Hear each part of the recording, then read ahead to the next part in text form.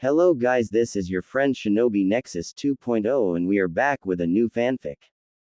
Which is what if after 3rd Hokage dead Naruto build harem with Sakura, Shion, Kiba and Team 8 Part 1.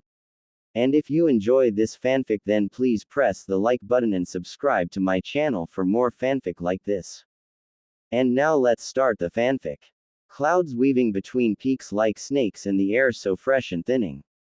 6,572 steps was what it took to reach its gates from the shrine at sea level, and those who made its journey could attest to sore muscles in a peaceful climb.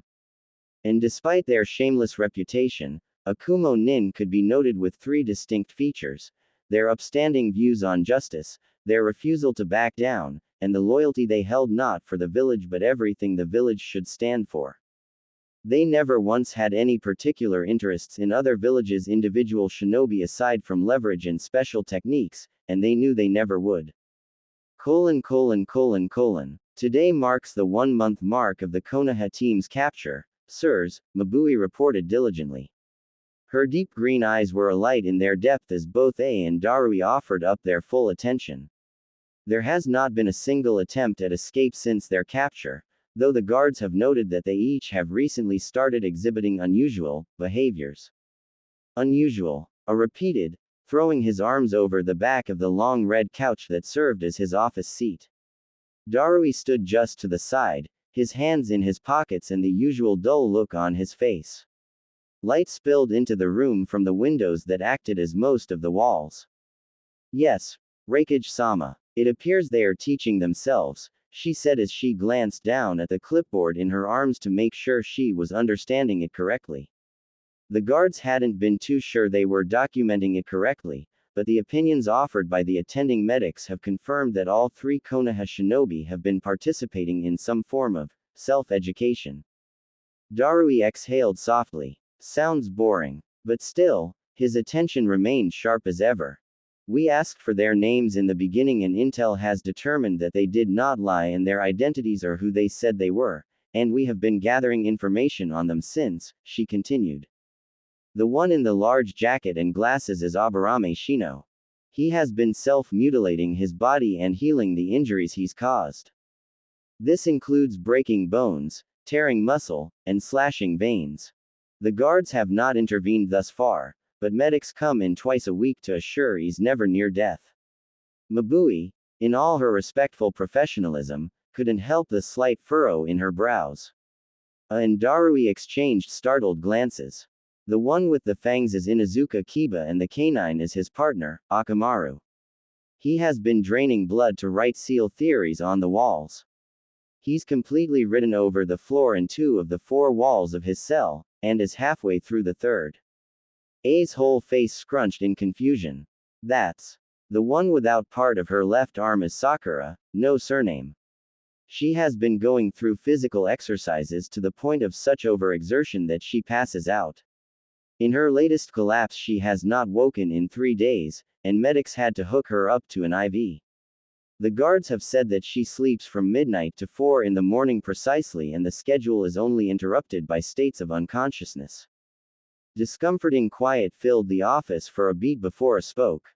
And who exactly are these 3? Mabui glanced down at her clipboard once more. They're a team who competed and passed the most recent Chunin exams.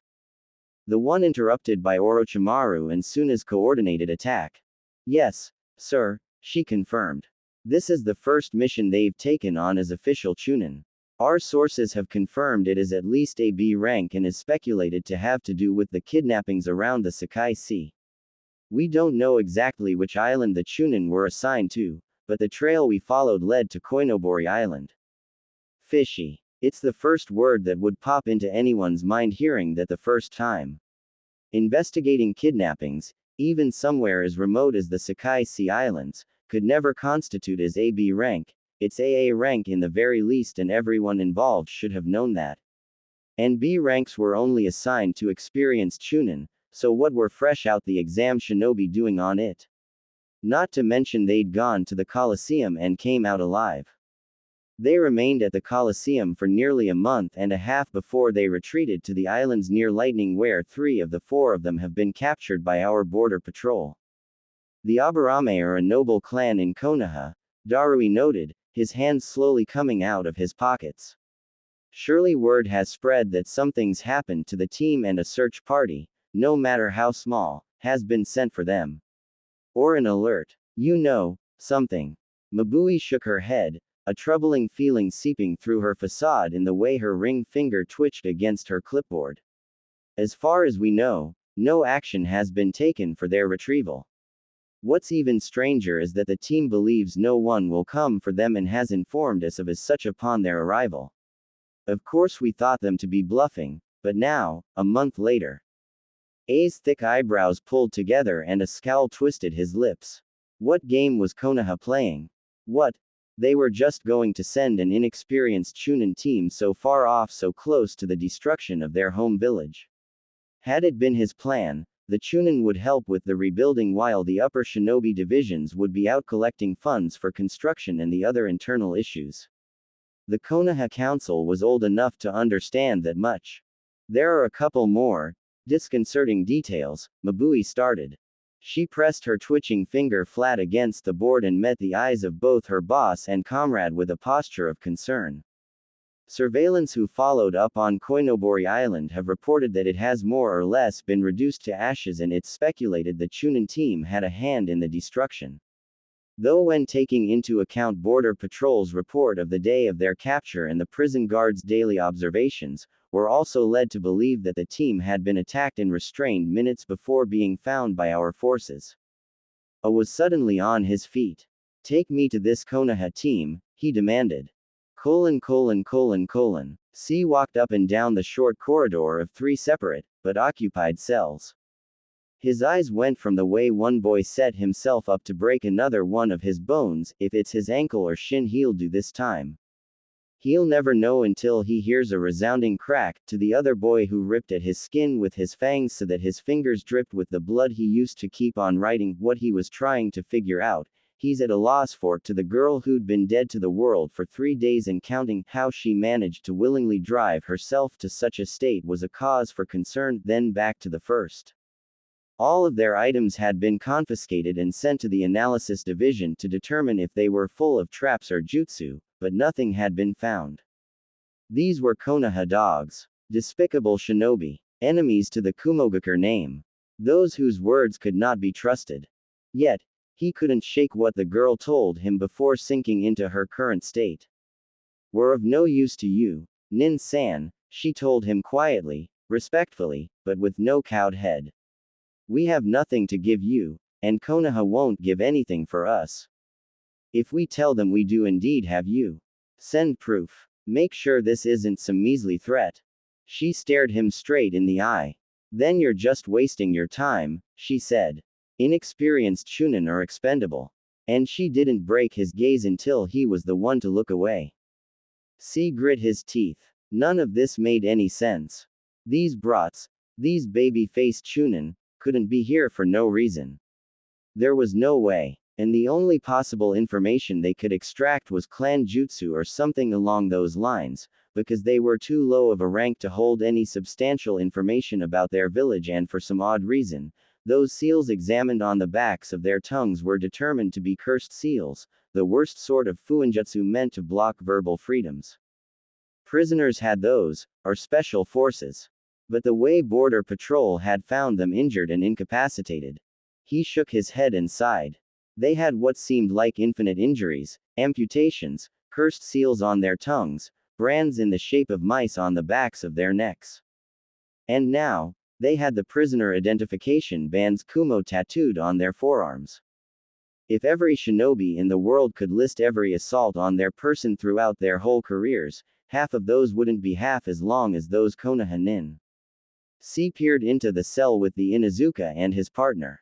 Both of them were pressed up against an unbloodied corner with the boy's shoulders hunched up to his ears as he tucked his face into white fur.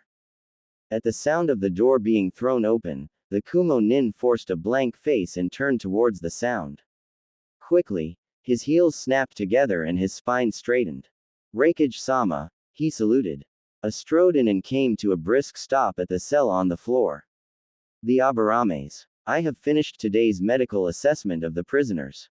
Would you like an oral report of the findings? Is it any different than the other reports? Negative, sir. Then save it for your written report and get me into this cell. Mabui and Darui stood next to see as a guard unlocked the metal door and stepped through the entryway. And he had to pause. When he heard of these Chunin, he was expecting someone who looked, well, like a shinobi. Maybe time at the Colosseum would have them weathered a bit and maybe they'd be more on the sickly side due to the treatment they most likely would have suffered at the hands of such an institution. But he wasn't expecting to see a kid. The boy slumped against the wall had cuts up and down his arms and all across the visible parts of his leg, all of them smeared in dried blood and callously healed so the scars were ripped and jagged, the ink of the identification bands stark against his skin. A half-lidded eye glanced up while the other was merely a socket, an old injury, by the look of it, but an unsettling one nonetheless. The chakra-controlling cuffs around his wrists and ankles made him look smaller, too, and almost felt bad just having to look at him. Raikage-sama, the boy greeted quietly. His roughened voice churned out of his throat like an unoiled gear. What can I do for you? A's brows scrunched. Name, Aburame Shino. How did you come to Lightning Country? By boat from the Colosseum. I believe the island it was on is called Koinobori.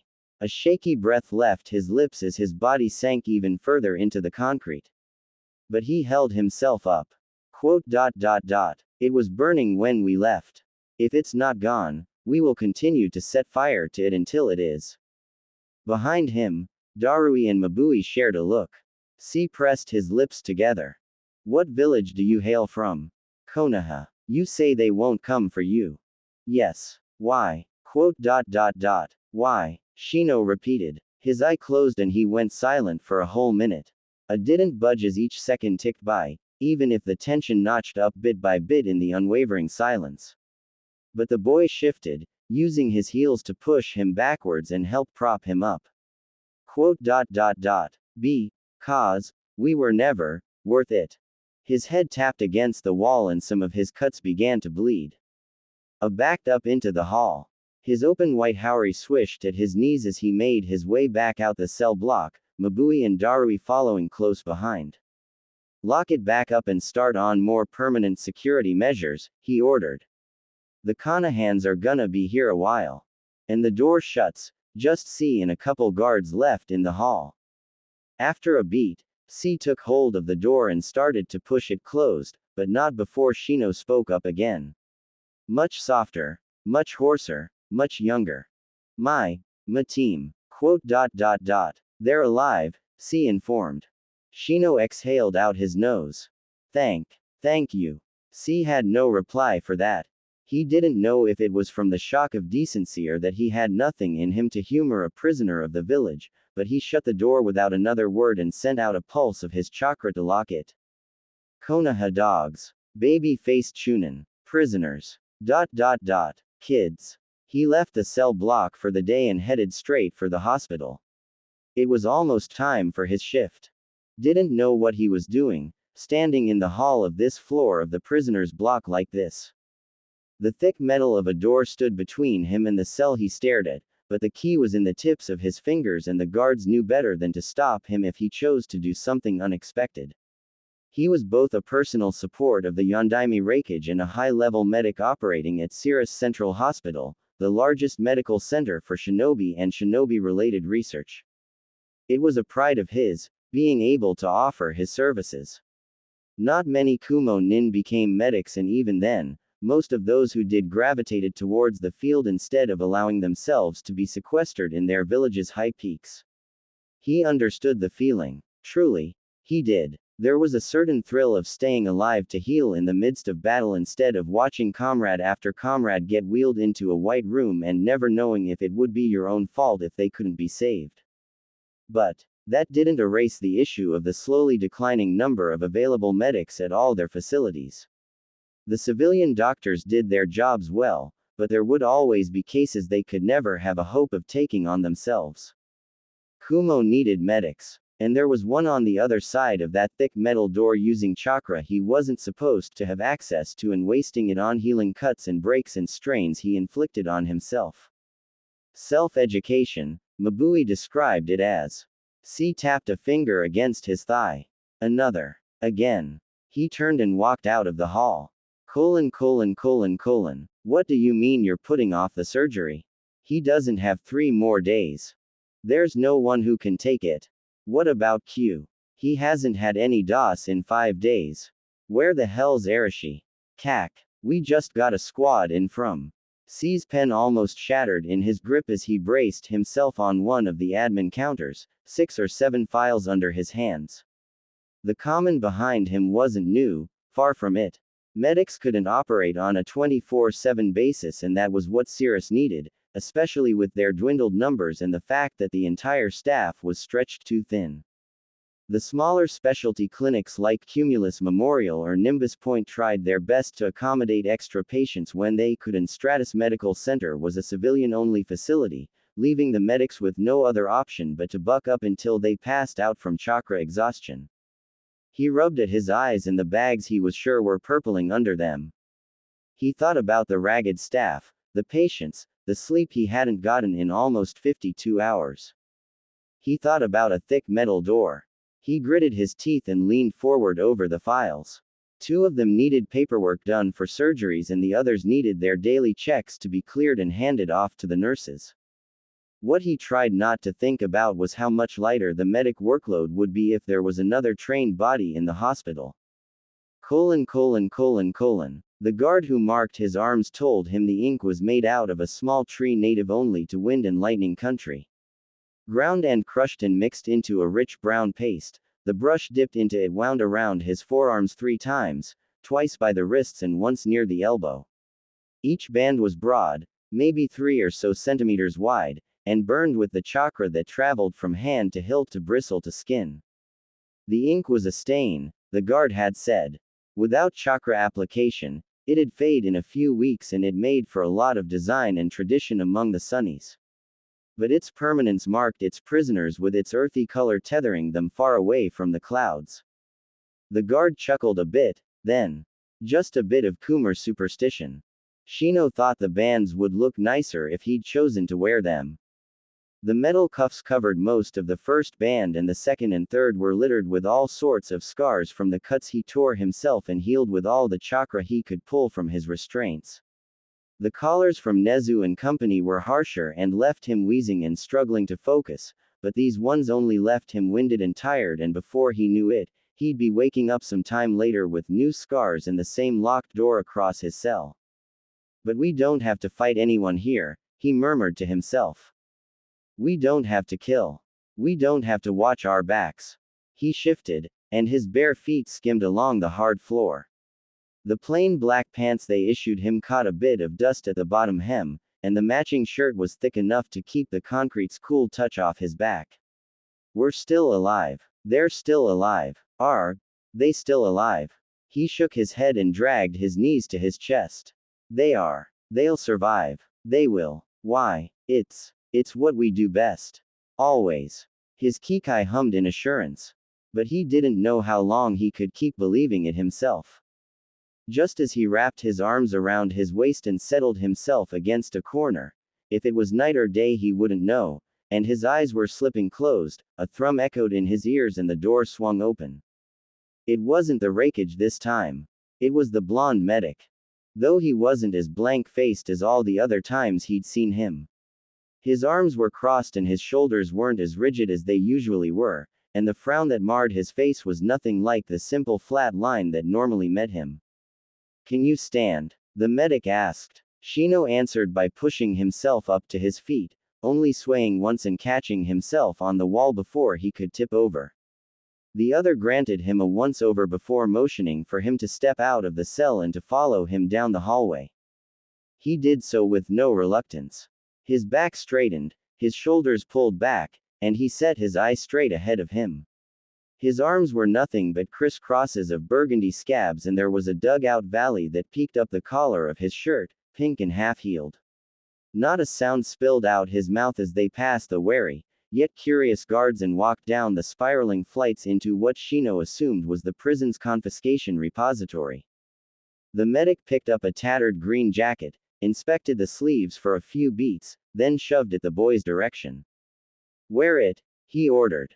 Shion did, but only for the ends of the sleeves to stop half a palm length away from his wrists and for the back to stretch taut over his shoulders, and it suddenly dawned on him how long he'd been staring at plain gray walls since Kumo, since the Colosseum.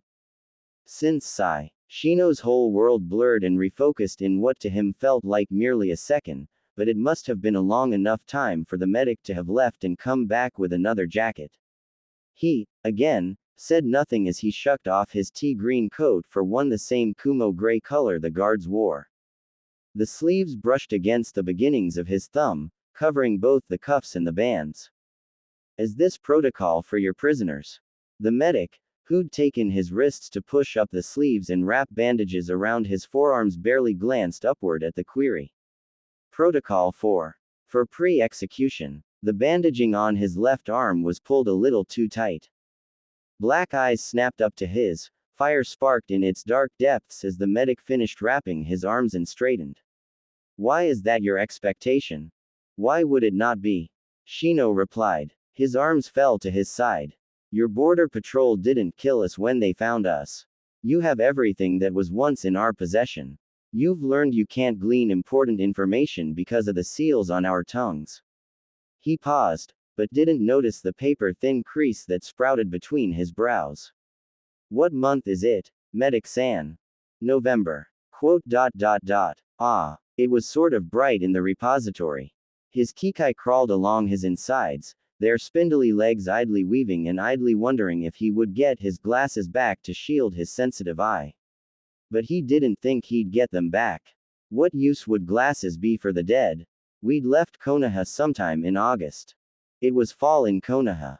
Sakura said she'd found a persimmon tree on one of their D ranks outside the village, and after a more than enthused Kiba made her promise to take them there when it ripened so he could see how much he could stuff into his mouth at once. November would have been perfect. Perhaps it's selfish of me, but I suppose I wouldn't mind being the first to die, Shion muttered more to himself and his insects than the other in the room. His gaze sought out his glasses on the other side of the room. He stared at its blurred outline, missing the paper-thin crease deepening on the medic's face. "I'd die knowing they're still alive. Because if I was the last one to go, He trailed off and met the medic's blank stare. "Team." He didn't know this was a medic whose reserve was slowly crumbling around his eyes at the sight of someone whose 13 years were not long enough to fear the deaths of others over the death of himself. This was it. This was the one. The worst decision he'd ever made in his entire life. If only he didn't give in to the pressures of the hospital, the sight of his friends and coworkers falling to fatigue and exhaustion and to the voices in their heads berating them for not being able to do enough. If only they didn't have this problem of too many patients and not enough interest in the healing arts to make up for the strain in the industry. If only he never knew about what was behind that thick metal door.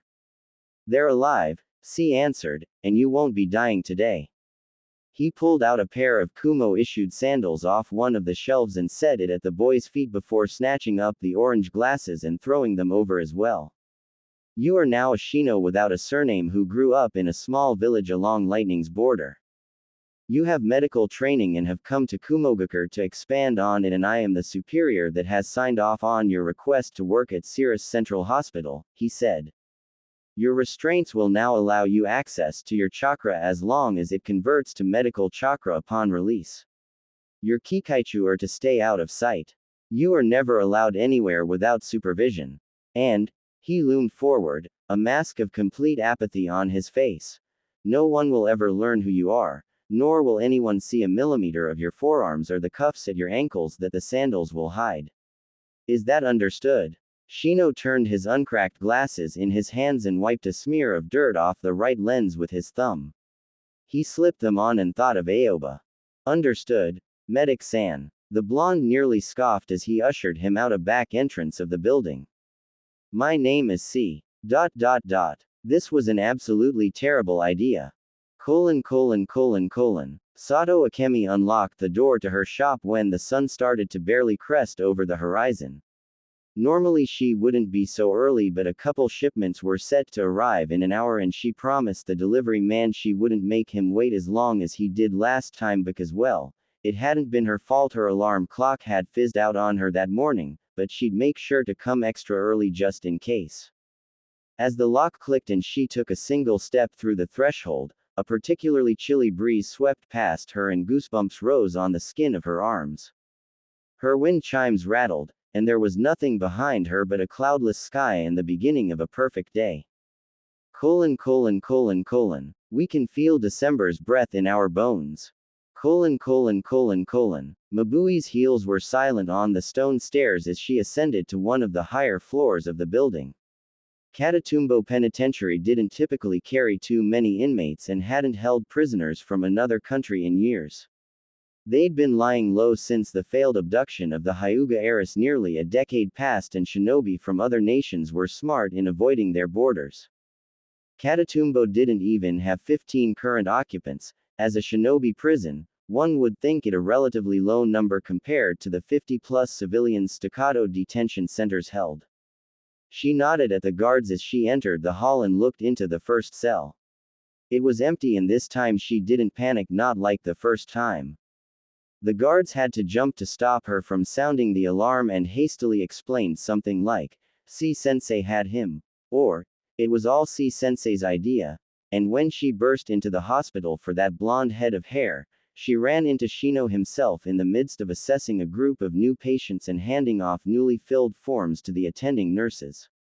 She'd been pulled aside by a near-disheveled C before she could reveal anything incriminating, and even though having a secret prisoner work for the betterment of Kumo wasn't necessarily a thing, the stats surrounding Cirrus Central Hospital had been showing signs of a general increase and she couldn't argue with the numbers. Reikage-sama tried to. His outrage sent his couch careening out the window, but after seeing how well the Aburame shouldered the extra work, in turn taking some of the bulk off the actual resident medics, the only punishment C received was sitting at the end of a 3-hour-long rant and getting taken off the mission roster for 6 months. Mabui peered into the next cell. Not too long ago the walls had been filled to the brim with nonsensical symbols and reasoning that wound around in circles and circles before they got back to the same place they started. The boy, the Inuzuka, had ripped off part of his black pants to scrub his dried blood off the walls so he had room to puzzle out even more of whatever ran through that mind of his canine watching the whole time while he crossed his shackled paws beneath his jaw. The last cell in the hall held the girl trudging through one-armed pull-ups while being hooked up to an IV drip. She was the only one of her team to request the guards for things: a wooden bar and a resistance band. The resistance band she tied to one end near the center of the wooden bar on the ceiling and the other end tied around to the remains of her left arm. Mabui quietly admired her resolve. C had noted her amputation had been recent in her initial examination, not more than a month old by the time they landed in Kumo's clutches. She stepped away from the cell and made her way back down the hall. There were a few more things she had to do before reporting back to Reikage-sama, such as drop off some documents for the Cipher Division and collect the weekly update from the Seals Division. She paused in front of the middle cell again and rushed to peer through the small window in the door. Sharp eyes darted wall to wall, top to bottom, sentence to sentence of blood-tinted words and crude diagrams brought to life with the pricked pad of a finger.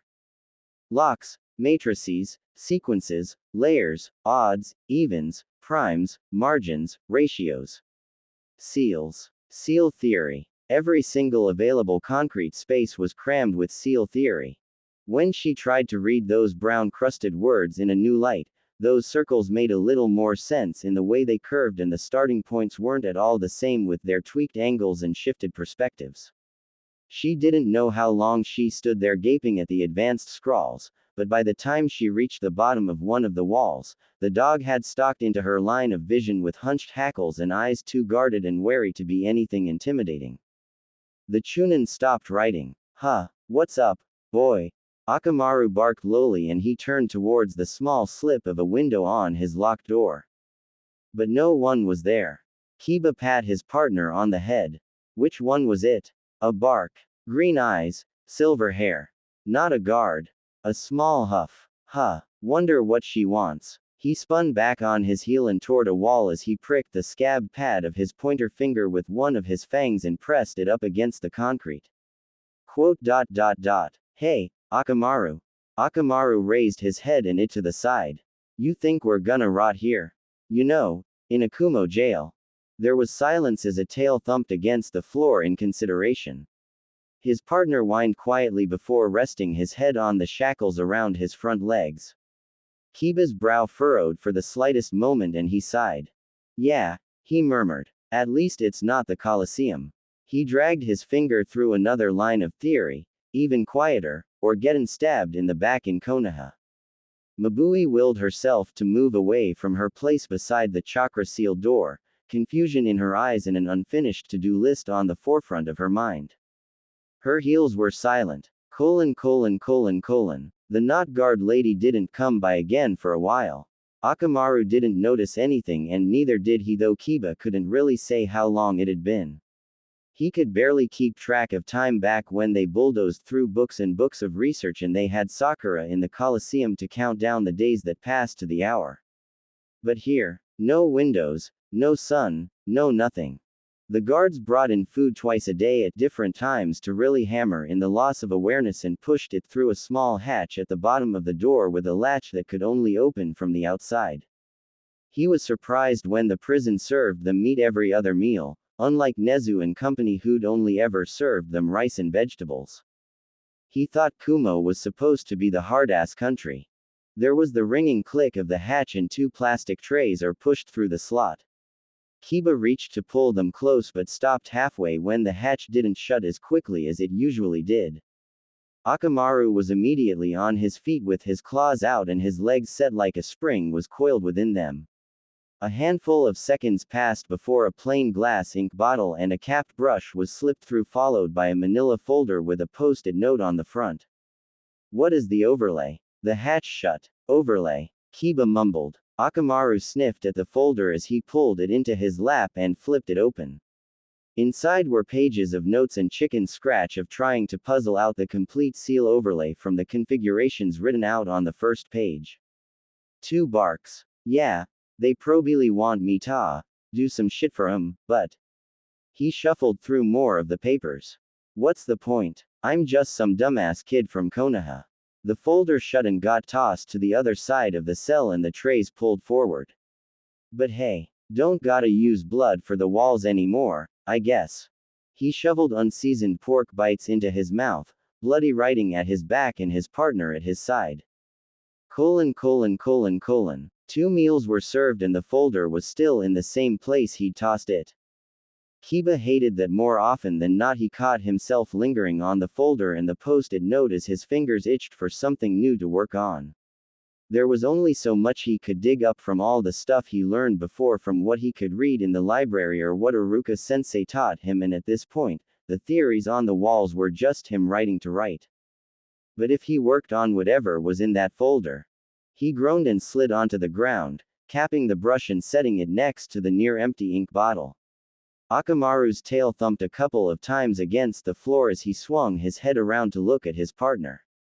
I really wanna look at that overlay stuff, but it'd be like me doing Kumo a favor, right? Kiba asked. Why would I do something like that? Akamaru stared at the folder for a few moments and woofed. Quote. Yeah, I guess. I'm askin' why I should do Kumo anything when Konoha never did nothing for us either.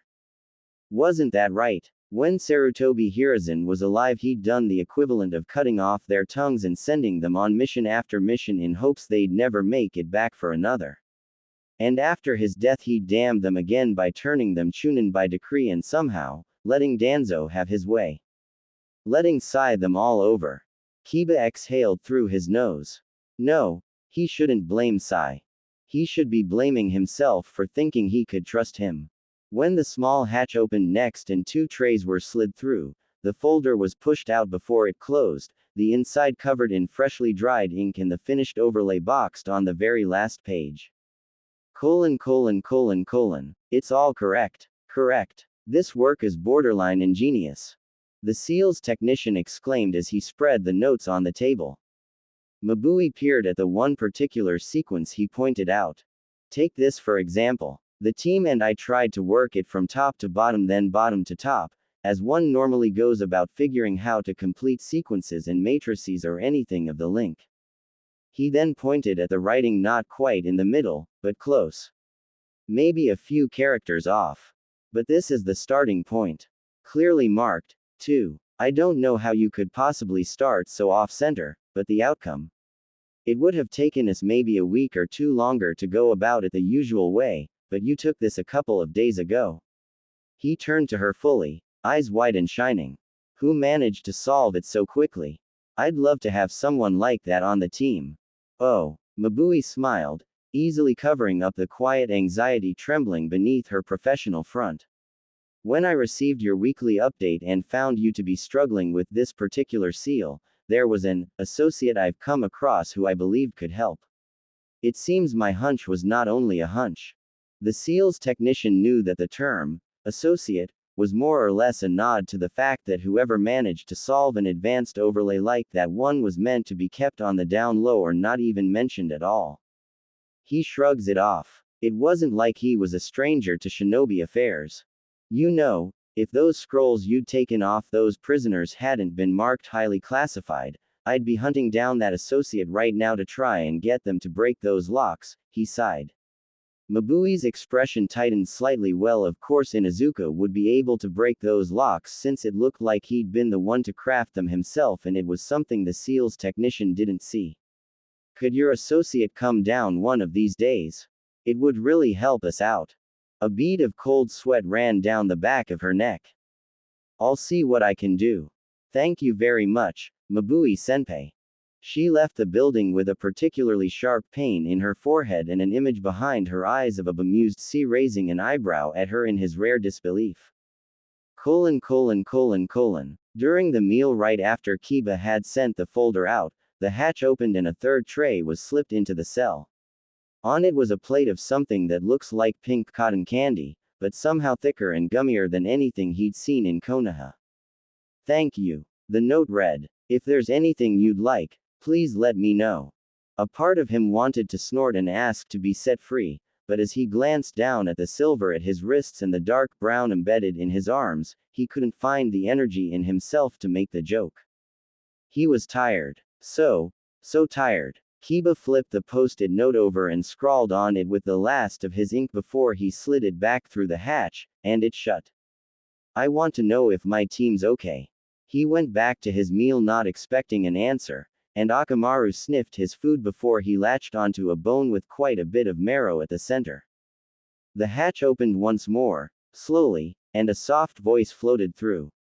It was deep and rich and Kiba's mind immediately tacked it onto green eyes and silver hair. They're all right, she told him. Before he could even think to reply, the hatch closed and it was quiet again. Just him, Akamaru, and the writing on the walls. Kisame wasn't ashamed to admit that he'd felt relief when they weren't able to capture Uzumaki Naruto. It was a couple weeks back when they'd escaped the Toad Sanin's trap and reported back to leader empty-handed, but none of that deterred him even after they'd been dismissed by the static chrome of his projection. He'd taken to bugging Itachi about getting checked out by a medic one way or another, and if not for the whole thing with his lungs, then at least for his eyes that he'd overused. So here he was, sat in a too small plastic chair in a shinobi optical specialist's waiting room, rain pattering against the windows and the receptionist trying his best not to look him in the eye. Kisame glanced at the pile of old magazines at the short table to his left and picked up the one on the top of the stack and leafed through it with unfocused eyes. Uzumaki was even smaller up close. At the Chunin exams he'd seen the boy on the other side of the arena, loud and impatient and smiling for pup. In the hallway in the middle of that tourist town, Kisame could see how short he really was, unkempt blonde hair, confused blue eyes, clothes a little too worn to be passed off as just from training. He didn't kill kids. Never had, never would. But he wondered just why Konoha wanted to kill one of their own kids by shoving a demon behind a baby's navel. He sighed and tossed the unread magazine back on the table. He leaned back, and the plastic creaked slightly under the movement. It would be a while until he could head back to Konoha since their new implementation of a stricter policy, meaning he couldn't check up on Pup like he'd planned on originally. And all it took was an invasion by a literal Sannin to get them to up their security, he griped internally. A hand came down to rest on his left shoulder just beside his bandaged seal, and he looked up. Itachi and his faintly cloudy black eyes stared down at him. Shall we? Kisame stretched his legs and stood as he slipped his hat over his head. His partner followed suit as they both stepped into the rain-stained streets.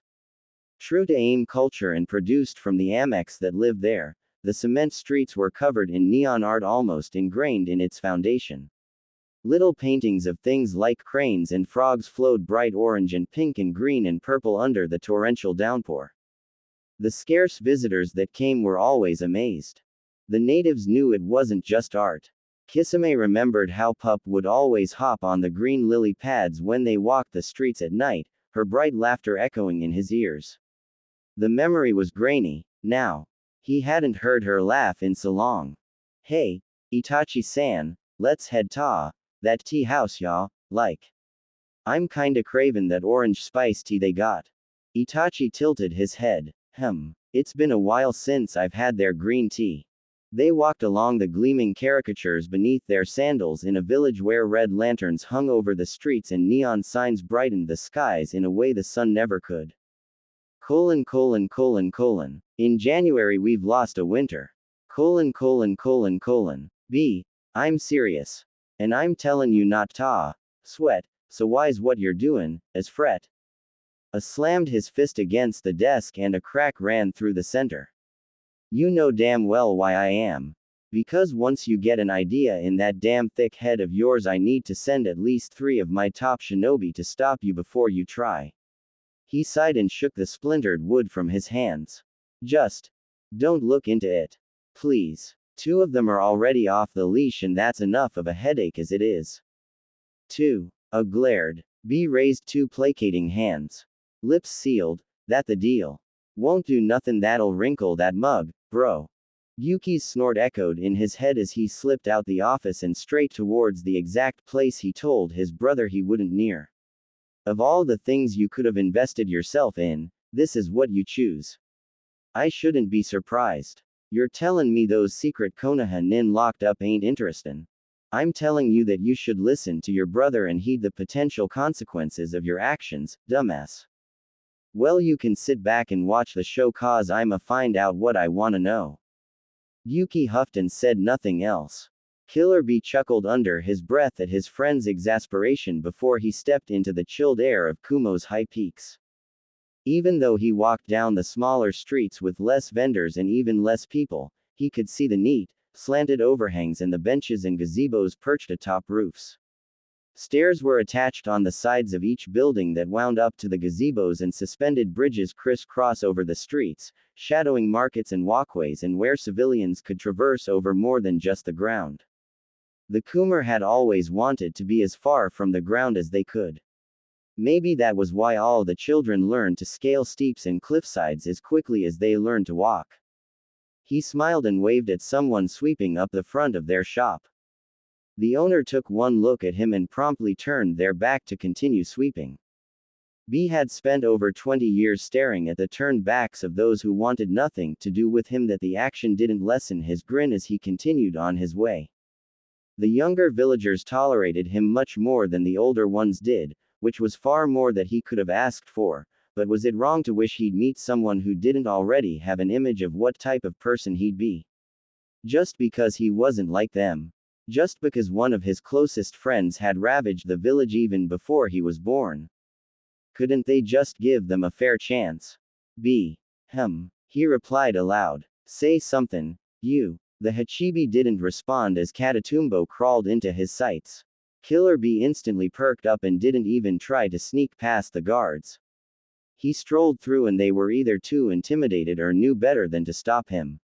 He was quick to traverse up the stairs to the flood he'd been specifically ordered not to go to and burst through the door. The guard stood between the confiscation repository and the hallway of cells almost slumped at the sight of him. B-sama, You're not supposed to be here. Raikage-sama gave clear instructions for you not to be on the penitentiary's premises, she said. Damn, how long ago did I give the order? Could I advise that you train instead? Or to check in with the wall patrol since it's part of your duty as village guardian? Ah, come on Enmu, let me see one of the Konahans. What's the worst I could do? They got their chakra locked as far as I heard, and I'm just wondering what stirred the word on these birds. Enmu's sound wasn't amused, but her black painted lips twitched and her pale pink eyes narrowed. Tell you what, if I get in and you don't tell my bro, I'll snatch you those burgers by the grotto. She a blonde-ish white brow that was nearly as pale as her own skin. I guess I get why you're so interested in those kids. No one really knows about them, but the ones that do can't really get a read on what's what. B blinked behind his dark glasses as the smile slowly faded from his face. Kids. Enmu jerked her head towards the hall and settled back against one of the walls. Check it for yourself, B-sama. She tilted her head. And I want a burger for lunch tomorrow from the blue shack in front of the cracked arch.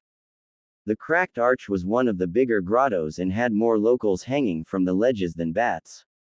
He hummed absently as he slipped into the hall. The first cell was empty and so was the second, but the third cell. A girl with pink hair with one arm held herself in a handstand. Drenched skin stretched taut over hardened muscle and there was no lapse in her form. Her toes pointed towards the ceiling and the IV drip taped to the junction of her elbow ran as smoothly as the sweat that dripped from the tip of her nose to the cold hard floor. So the prisoner's really a kid. And a Konoha shinobi caught within our borders, Yuki reminded him firmly. Don't get any ideas, B. You've already done enough by disobeying your brother. Go home.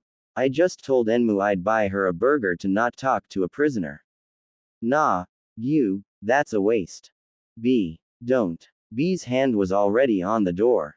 The locks immediately began to open and that mischievous part of his brain was always so smug that no matter the security clearance, his chakra would always be recognized as per the requirements of the village guardian position. He squeezed through the smallest crack of the door he could manage and closed it behind him just as quick.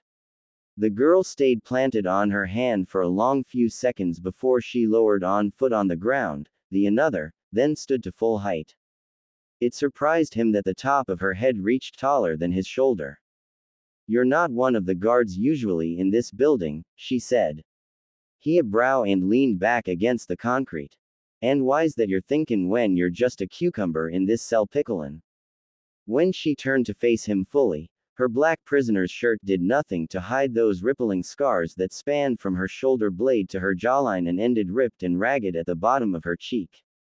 Though it wasn't her appearance that quite caught him, but it was the lingering chakra of whatever caused it that pulled at his senses. It was familiar. It was angry. It was just like Yu's. Your hands, she answered. Her gaze flickered down at them. They're not the same ones that deliver the meals, so it's either you're a new guard that's paid me a visit or you're not a guard at all. She held her hand behind her back, the IV tube swaying slightly with the movement. Her chin never dipped. What can I do for you?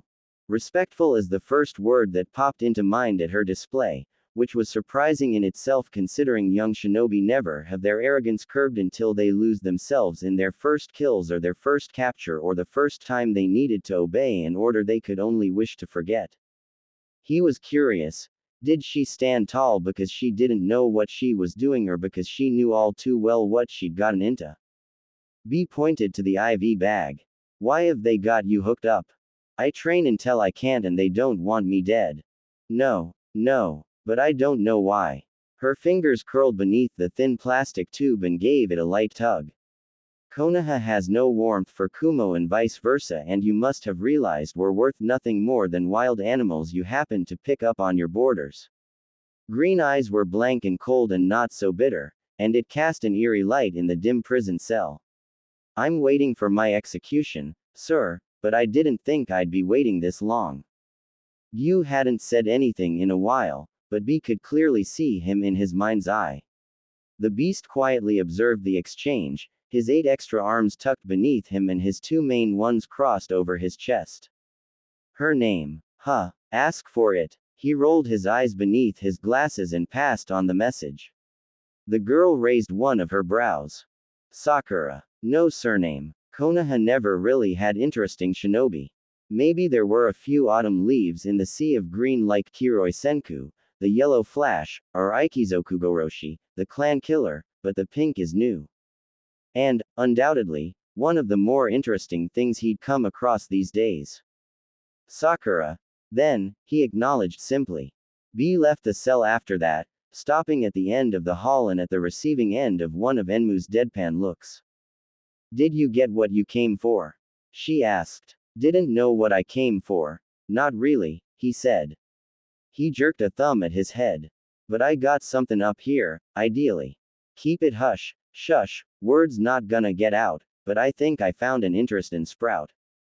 Enmu's forehead wrinkled like she wanted to argue, but she only sighed noisily and rubbed the bridge of her nose. I really can't keep up with you, B-sama. Single quote. I wonder if there was someone out there, he thought as he set out of Katatumbo for the day. Someone other than a that could keep up with me. Sakura had her head pressed against one of the walls when the stranger walks in again.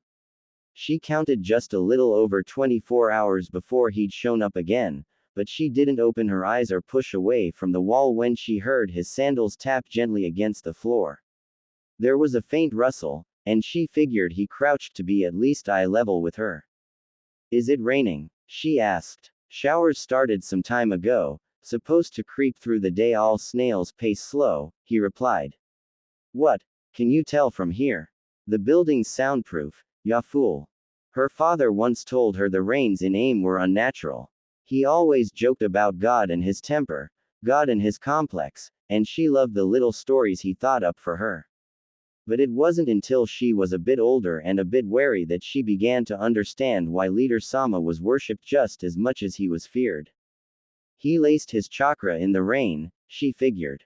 And maybe that was why even when the skies were blue and clear over Konoha, she would always know when to tell Kiba not to keep Akamaru outside for too long. But I was right.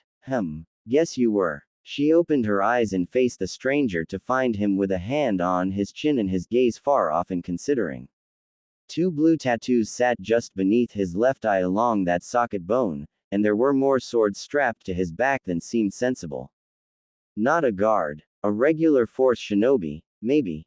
Maybe not. He must be high enough to gain clearance to sit around her cell doing nothing and looked old enough to have established himself as someone important in the village. Idly, she cursed herself at not having kept up to date on Kumogakure's history and politics. She'd been too busy digging up Konoha's and Suna's pasts and problems, but she knew that wasn't an excuse. All right then, the stranger decided. He stood and popped open the door. Let's go. He disappeared from her line of sight. And left the door wide open. Sakura blinked once before she slowly rose and shuffled to peer into the hallway. The stranger had his arms crossed as he waited near the end of it, bobbing his head side to side to a rhythm she couldn't hear. She glanced back at her cell, then the hall, then him. Breathe in, out, straighten your back, lift your chin, not too much, never lower your eyes. This is not arrogance. This is not intimidation. This is practicality. She strode forward like there wasn't the weight of 3 other worlds on her shoulders. She would never know the way Gyuki's head tilted at the sight of her. Enmu's sound was halfway through her burger when the last prisoner of the hallway stepped into view. She stared. The girl stared back. After B took a cloak from the repository and handed it to the girl to slip on, Sound sunk her teeth into another bite of her burger and slumped against the wall. B-sama, you do know that I'm now required to inform Raikage-sama of your actions. I'll have her back in the cell in a while, he waved.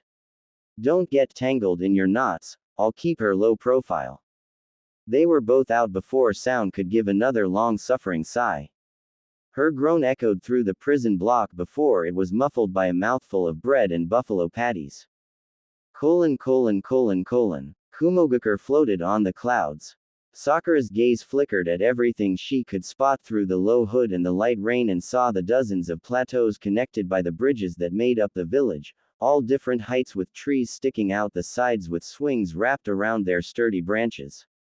She committed everything to memory. She tried, but the smell of something that isn't dust and concrete made her head spin. But dust and concrete was better than blood. They crossed to a plateau far from the main districts, raised much higher than most of the other platforms and dotted with steps carved into its side that wind all the way around, narrow and cracked and steeped. But even as she looked down at the clouds and the endless fall below, all she could think about was the air. Air was always thick with the musk of rainwater and the heat of neon signs. It was a scent of heavy spice from the curry stalls and moss that settles in the cracks and crevices of dark brick and stone. In Konoha, it was an air of green leaves and green tea and green stalks of flowers sold from the Yamanaka flower shop. It was an air of sun and sweat, of tree sap and woodwork. Kumo's air was thin like breathing hot air on a cold morning, and it was new. At the top of their silent climb they stepped onto a mesa with no boundaries and with their clothes soaked from the rain. Sakura tipped her head back, letting the droplets splatter on her cheeks. Pink hair ran down to just about the middle of her back, and she wondered just how long it had been that it no longer nagged her that it needed to be tied up and out of reach. But she supposed prisoners had no need for. The metal bands around her wrists' ankles release every last drop of her chakra, and with a face still turned up at the heavens that never smiled at her, she breathed. And instantly ducked away from the foot careening towards her head. You. Take a look. She dodged that hook I cooked and there's a fire in her eyes. Makes me wanna check just what she's gonna try. The sky rumbled and he grinned as she aimed a kick to his face that he blocked. She used his arms to launch herself behind him to try and snag one of the swords on his back, but a pivot and his elbow was soaring for her stomach. She twisted hard enough that her cloak whipped off and she used the brief distraction to make another grab for a sword at his hip. Hey, I ain't gonna let you snatch one of these, he chided. B gripped her hand and chucked her far enough that she slid to a stop just before she could topple off the mesa. These blades right here you ain't allowed to seize. Afraid I'll break them, she called out as she swiped a trickle of blood from the corner of her mouth. Afraid you'll bring me to tears with a bad form, fool, ya fool. He laughed. Konohans don't know how to wield a sword if it's the last thing they do. You, expect me to believe what's different's gonna be you. Sakura flexed her fingers, all 5 of them up to count. If you don't think Konohans are at your level, then how does an Amek compare to a Kumer? She's Amek. Yuki hummed. He plopped his chin on his hand as he watched her through his host's eyes. Explains the attitude with the rain. An immigrant to Konoha then, maybe too, oi. B unsheathed a sword from his back and threw it blade first. She let it pass over her shoulder until the start of the hilt slid just past her peripheral, and her hand came up to lock around the red bandages. Not a goosebump on her skin came from the chilled rain, and he snorted. Definitely an Amek. He took a single sword for himself. Single quote. B. I want the truth. Even with only one arm she held the sword like it was her own, tipped slightly in front of her and knees slightly bent and ready for action. She lunged. So did he. What's on your mind, you? Most of her blocks are in perfect form save for the blows he directed at her left side. She wasn't used to the opening and it was obvious, but her determination made up for it with awkward angles and the way it was like she was meant to carry a blade. What are you doing? B shunshined behind her and twisted a free hand in her hair while the other pressed sharpened silver against her neck. But just as quick as he trapped her he lost her, and he was left with a dense clump of pink snagged on his calluses as she retreated to the other end of the mesa. She'd taken the weapon, held it to the base of her skull, and sheared it all the way up. He blinked, and she sunk into another fighting stance. The rain pelted harder and the clouds were at their darkest gray, and as the skies filled with lightning, he found himself laughing amongst the thunder claps as he twirled the sword in his hand. Let's roll, kid, You never answered me, Yuki said after B locked Sakura back in her cell with a dry set of prisoner uniforms and skillfully avoids sound to avoid any questions. By night the rain had let up some, but there was no use in getting dry until he got back home. You wasted your whole day humoring that little Amek. Little. She's way taller than Enmu. All you humans are insignificant, but that's beside the point. The beast snapped. The girl, B. Why did you bring her out of the cell? Why did you fight her? Why did you lend her one of your swords? Why did you bother? Until your brother comes to a decision about them, they're prisoners on death row and shouldn't be treated as comrades. What are you thinking? Nothing much. Really. Yuki drawled. And what exactly has kept you so occupied that you're forgetting your obligation to your duties? B walked onto one of the rope bridges that connect plateau to plateau, careful to mind the third step that had never been fixed since the day he broke through it nearly 7 years ago while he was running away from A. Dunno. He shrugged. Probably the same stuff that got C in Mabui. The Hachibi sighed and rubbed a hand over his eyes. B. But B didn't listen, his hands tucked in his pockets and an old tune whistling past his lips. Yuki knew he should raise his voice to get his idiot's attention and try to knock some sense into that hollow head of his, but he heard the words that have been rattling around his host's brain since the day he heard it and relented with another loud sigh. I really can't keep up with you, B-sama. No Kumar could keep up with their Jinchuriki guardian, Killer B. So why did B think an Amek in Konohan clothing could? Senju Tsunade was the 5th Hokage and she couldn't give any less of a damn about what everyone else thought about it even if she tried. She spent her days in her office with a bottle of sake on her desk and a sharp tongue to lash if anyone came to her with stupid shit laced on their tongues. Hell, she'd already garnered a reputation of an iron fist after reducing an incompetent nurse to tears with a single sentence and demolishing a wall of the hospital when they couldn't make up their minds about costs of expansion and filling her ears with useless whines and drivel. But currently, the one thing that pissed her off to no end lay on her desk. 6 broken pens piled up by her chair and her assistant, one Kato Shizune, stood just out of range of the Hokage's blast zone as she clutched Taunton close to her chest. 3 stacks of paper were stacked heavy beside her desk and 10 more smaller stacks sat innocently around her workspace. Why is there so much paperwork today? She managed out of ground teeth. It's, Tsunade-sama, the system these papers go through is a long process and only now have all of these been approved for you to read and sign, and Tsunade-sama, we just got that desk yesterday. Get me the dumbasses in charge of this useless system right now. She demanded, a fist through her brand new desk. Shizune quickly bowed and sprinted from the office without a second to spare as pages flew all around her. And somewhere, buried under stacks and stacks of papers and folders and staples, there was an unread report from a mission assigned over 5 months prior. In February we've lost a home. A sat facing the windows, his office empty save for the steaming cup of tea on his desk and the completed stack of paperwork just waiting to be picked up by the errand boy that would come by in a few hours. His head rested in his palm and his fingers curled against his goatee. It was a nice day out. And he was pretty sure those Konoha Chunin were enjoying it just as much as the next Kumo citizen. He tipped his head back to rest against the couch, eyes on the wooden ceiling. He wanted to hate what's been happening. He wanted to bark at his shinobi and his assistant and his brother for what they were doing, taking the prisoners without his permission and entreating them like were one of their own. Absurd. Especially since they were that damn Konoha lot who couldn't be trusted no matter how much they preached about peace and unity and teamwork. Scoffed. Teamwork. Unity. Tell that to the Uchiha and the Senju that built up that village starting from a single plank, but could never again come together for that peace. The prisoners should already be dead. They were forcefully sealed. He swallowed a grimace and shoved off the sympathy that crawled over his shoulders, and squeezed dry of anything useful. He was going to have the Aburame killed first, but C had snatched him up and thrust him into Cirrus Central Hospital hoping for a cure for the overworked medics and, well, it worked.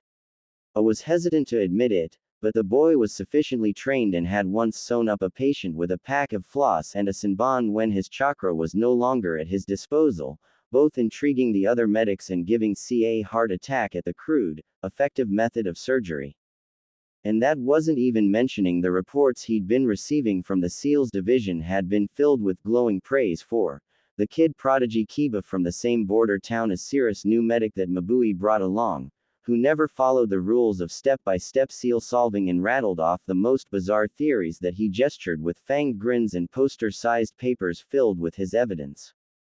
Akamaru is such a great addition to the team too, a SEALs decryptor once wrote, like a mascot, almost. I think the stress levels in the department have gone down having him come along. Then came the whispers of Killer Bee's new sparring partner. A Sakura with pink hair that could match him blow for blow and always got back up even after accidentally getting tossed off one of the village's sparring plateaus. Rumor has it that she'd climbed all the way back up with her 1 arm and 2 feet until she'd hauled herself to the top 3 hours later, sweat blinding her eyes and her fist held up to keep fighting. He wanted to hate them. Wanted them locked back where no one knew who they were and regarded like the enemies they should be. He raised his head back up and watched some of the citizens hanging around the bridges as he leaned forward against his thighs. He wanted to hate them, but he remembered Kumogakure was built by the hands of runaways taken in by wandering monks until they were old enough to wander themselves. With no one to meet and nowhere for home, they walked until they found an abandoned shrine at the base of a mountain and built up. And since then, they welcomed all with no family and no place and promised to have all of that in the clouds, in Kumogakure. He sighed. Or at least, it was how the legend went and why most of the Kumar never had a surname. I saw heads of all colors, skins of all colors, backgrounds of all colors traversing the streets and sharing laughs and words like they've never known what it meant to be a stranger. It had been 5 months since 3 kids and a nin dog had been captured on the borders of Lightning Country with the headbands of a village that never came for them stuffed deep at the bottom of one of their bags. I stood and dug out an execution form from one of the cabinets. There was no date or official stamp, but the names had been printed on a long time ago. Inuzuka Kiba, Akamaru, Aburame Shino, Sakura, of Konohagakure. He crumpled the paper in one hand and let it roll into the trash. I wanted to hate them, but he didn't. Azumo diligently sorted through an entire binder of cleared mission reports to store down in the archives. Kotetsu had managed to skip out of this particular job, much to his grumpy displeasure, but his partner promised to get them take out from that soba stall on the other side of town and he couldn't find it in himself to complain too much. Some of the missions and reports weren't too bad to read through and the grumbling ones from the shinobi attending D ranks got a little snort out of him every now and again. Genin complaining about getting cats out of trees. Precious. The last report he had was stuffed in a slim folder with no note on the tab, so he flipped it open to check the date and ranking. He stopped at the sight of the face of Kotetsu's student staring blankly at him, a red Mia stamped across her picture. The next page, Sum's son. Mia. His nin dog partner. Mia. Next page, Shibi's heir. Mia. At the ends of their profiles, presumed deceased. Shit, he whispered in the dim light of the archives. He could already see the look on Kotetsu's face when he hears the news, the red-rimmed eyes and the slack jaw and the way he'll disappear for a few days when he finds out that. Azumo snapped the folder shut and drew in a deep breath and morbidly, he thought. Unlucky 8, huh, so if you're not, like, a seal psi person, how come you knew I was good at it? Kiba drew his spoon through a bowl of dark red stew and took in some light-colored meat, a kinda jello cube, and a potato all at once. The spice hit him as quick as the heat and he swallowed without chewing as his mouth set aflame. What the is that? He whispered. Across from him, Mabui chuckled into her hand before taking a sip of her own meal. She didn't share the same visceral reaction and continued to eat like the devil themself wasn't in her food.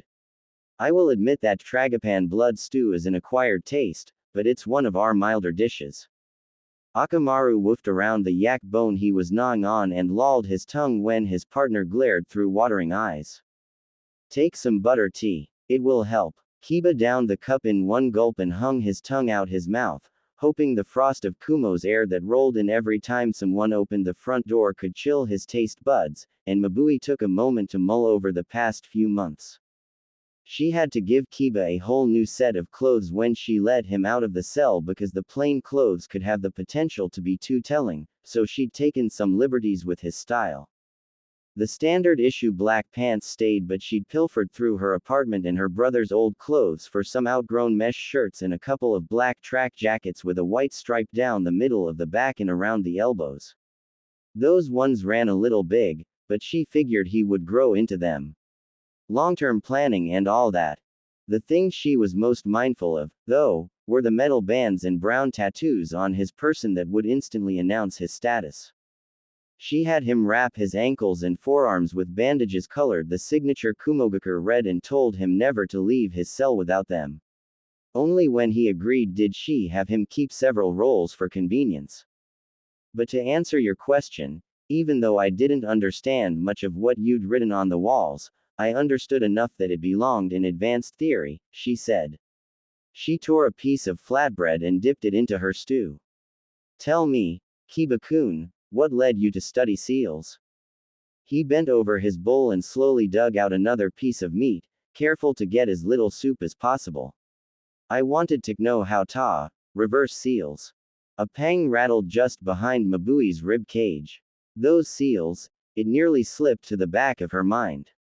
After they'd been brought in from the border and examined by a seals expert sworn to secrecy, they'd confirmed the seal worked to fall under the cursed category due to its manipulation of body, mind, and will, and had also confirmed its unwilling application by the apparent stress marks amongst the black lines. It sickened her to her stomach to hear of such a thing.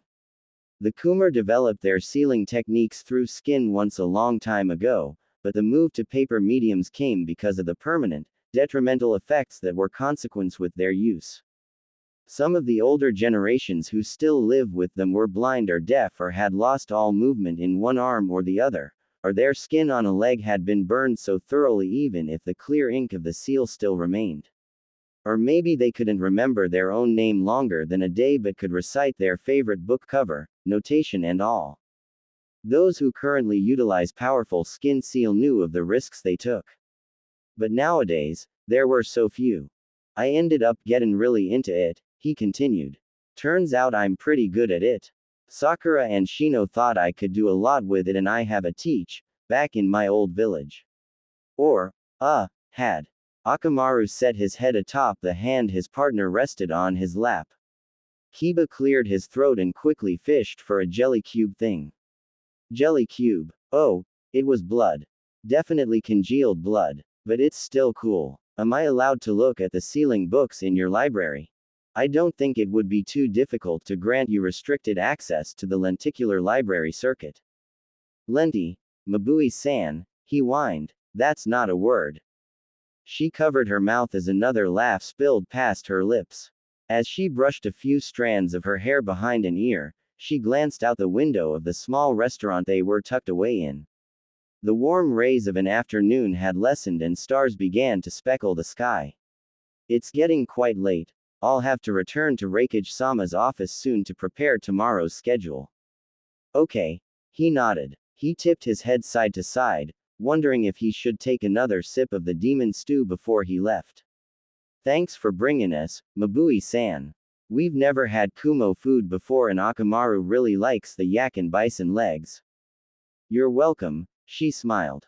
As they stood to gather their bearings and venture out into the crisp air of her beloved village, a solemn feeling weighed down her bones and down to the soles of her feet as they walked the path to Katatumbo Penitentiary, then eventually some back roads so no one knew where they would end up. It was times like these she forgot Kiba was a prisoner. She forgot he wasn't a surname-less boy with a genius for seals and their theories, that he hadn't come to learn from the capital of the country like his village mates Shino the medic hopeful or Sakura the one-handed sword. She forgot that he hadn't been born on the borders, none of them, and that they were actually a product of one of their greatest enemies. But, some part of her murmured, an enemy that sealed their own and left them for dead. Hey Mabui-san, I got a question. She glanced down at him. His face screwed up. What's a tragapan? They're a type of pheasant, and the ones served in that restaurant those native to this part of Lightning. Pheasants? What? Like, pretty chickens? She pressed her hand to her mouth again to smother her laughter. I suppose you can call them that, she agreed. And when he grinned, she couldn't help but think how Konoha didn't deserve a boy like him. Ah, what a shame. Naruto's ears perked up and turned to the sound of the voice. His hands dripped with the frigid water of the stream that rushed a step away from where he knelt, and he wiped his face dry on his jacket sleeve and pushed himself up to his feet. Jiraiya sat at the base of a tree with a pen between his teeth and his nose deep in one of his brainstorming notebooks. Didja say something, Ero Senin?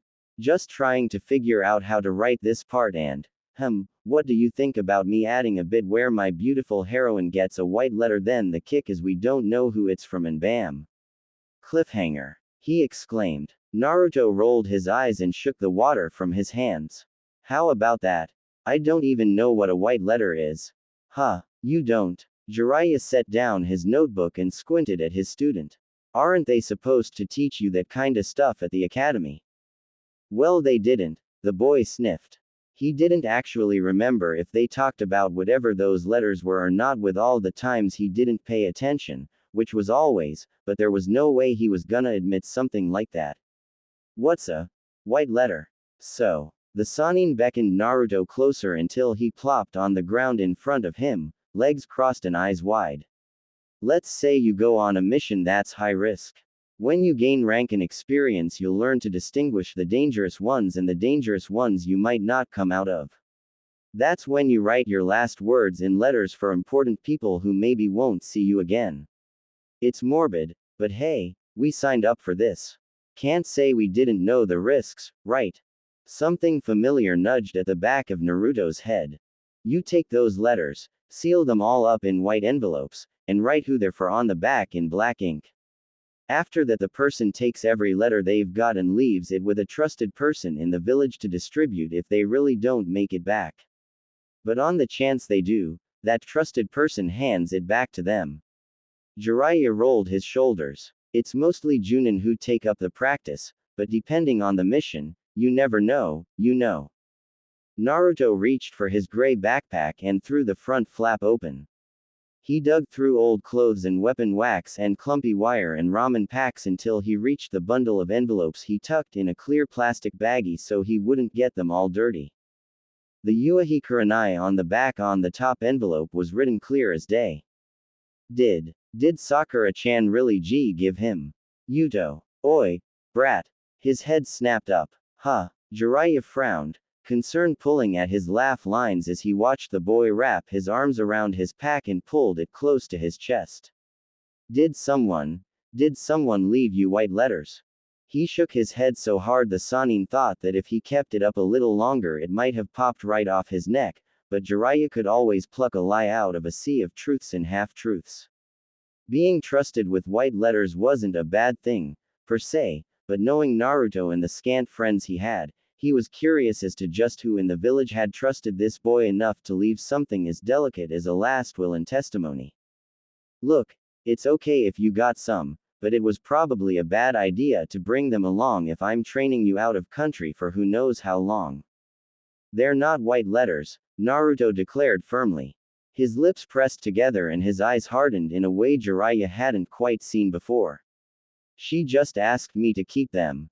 It's a mission that's supposed to last, like, 9 months or something. Nothing bad's gonna happen and, she's probably back in Konoha right now. You'll see. Heart heavy, Jiraiya opened his mouth to try and explain that no, it wasn't good for us to think like that, because the more you push it away the harder it pushed back and sometimes your friends don't make it back, but Naruto was up on his feet with an excuse of hunger on the tip of his tongue as he escaped further downstream to catch a couple of fish. He leaned back into the tree and sighed. You'll learn one day, kid.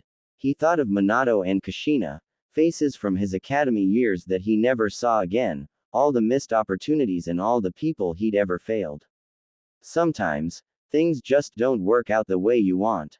An image of Uchiha Sasuke flashed in his mind's eye, as well as the scratched Hittite he left behind with his unconscious student at the Valley of the End. But still, I wish the world was kinder to you, Naruto. Darui heard of the way too rowdy kid that joined the SEAL sector. Or maybe, joined, was a strong word. It was more like a kid showed up with Mabui one day and solved a SEAL array by taping pieces of it to the ceiling because, looking up wasn't the same as looking down. Then he found out who the kid was. Then, understandably, he made sure he wasn't daydreaming and gently pulled Mabui aside and asked, quite politely, what was going on. It's complicated. Can you uncomplicate it? Kiba-kun, Mabui trailed off, searching for words in the walls with how fast her eyes shifted from spot to spot. It caught Darui's attention instantly, because of everything she was as the boss's dutiful assistant, indecisive wasn't one of them. He's a nice boy, she finished lamely. A nice boy, he parroted, tone as dry as the sand dunes he once scaled in the Wind Country provinces. The prisoner.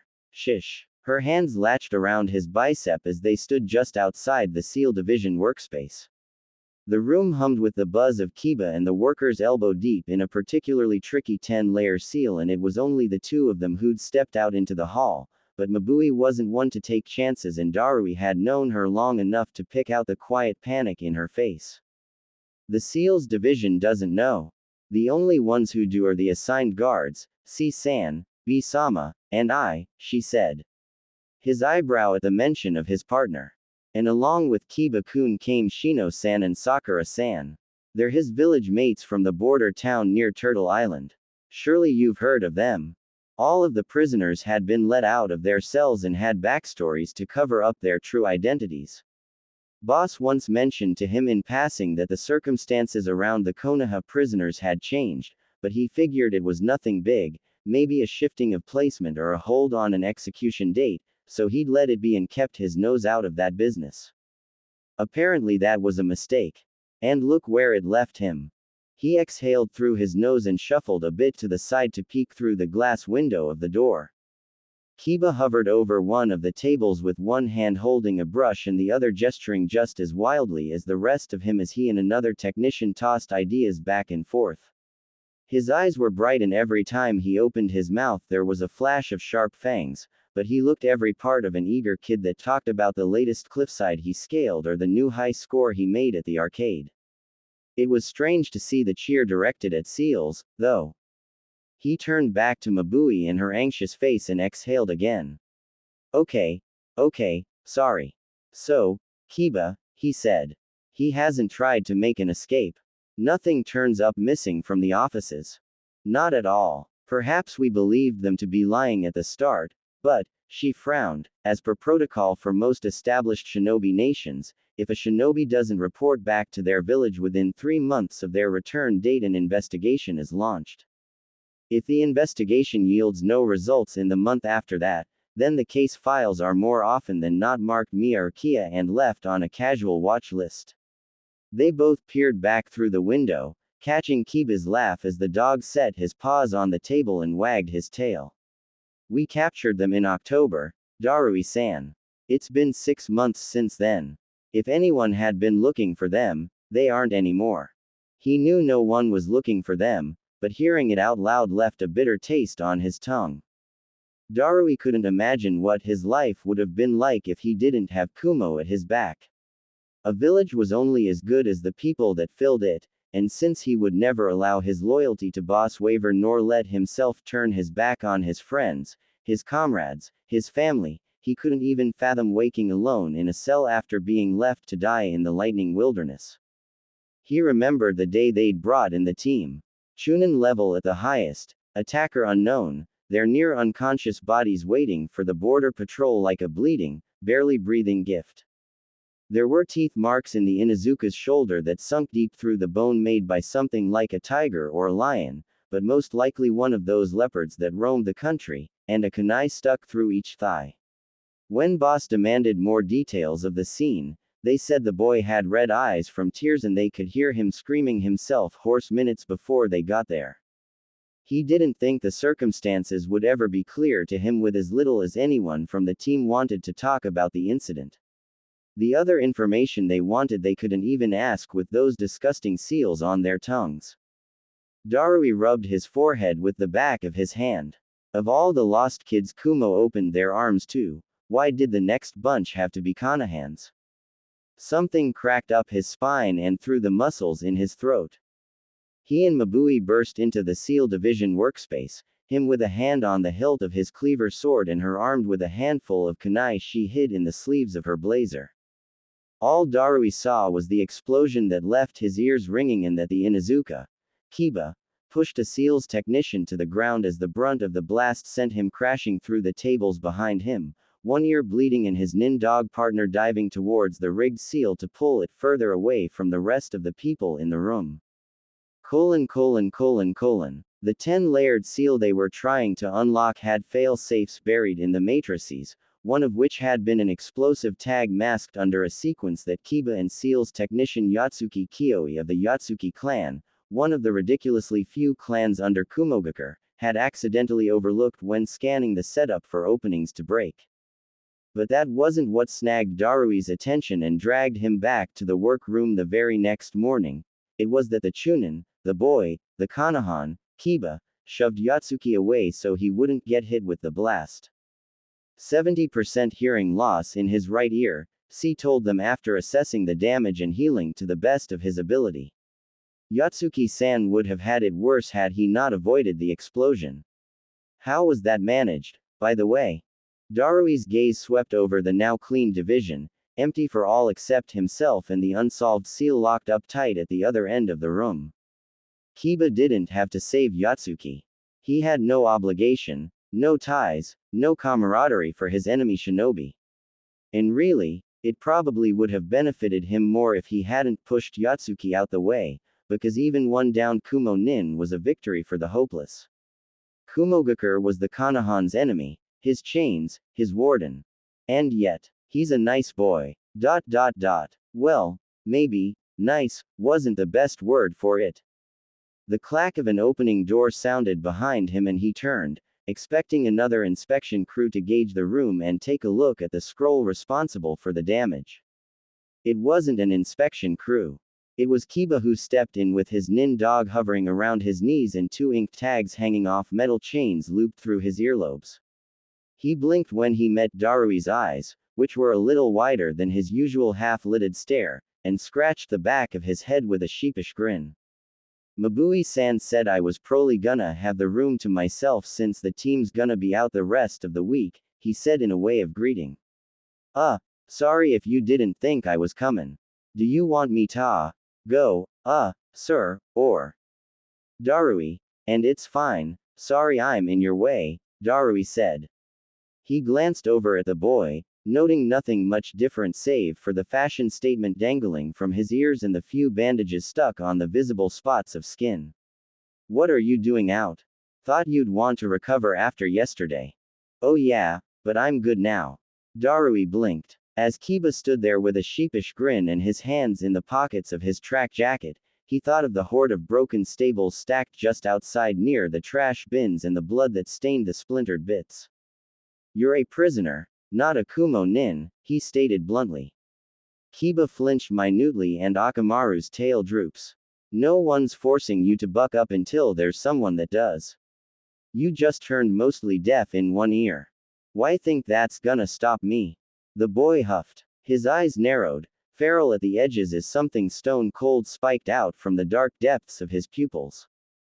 Darui's bored expression morphed minutely at the sight, a sight far different from the rowdy troublemaker he saw just the day before.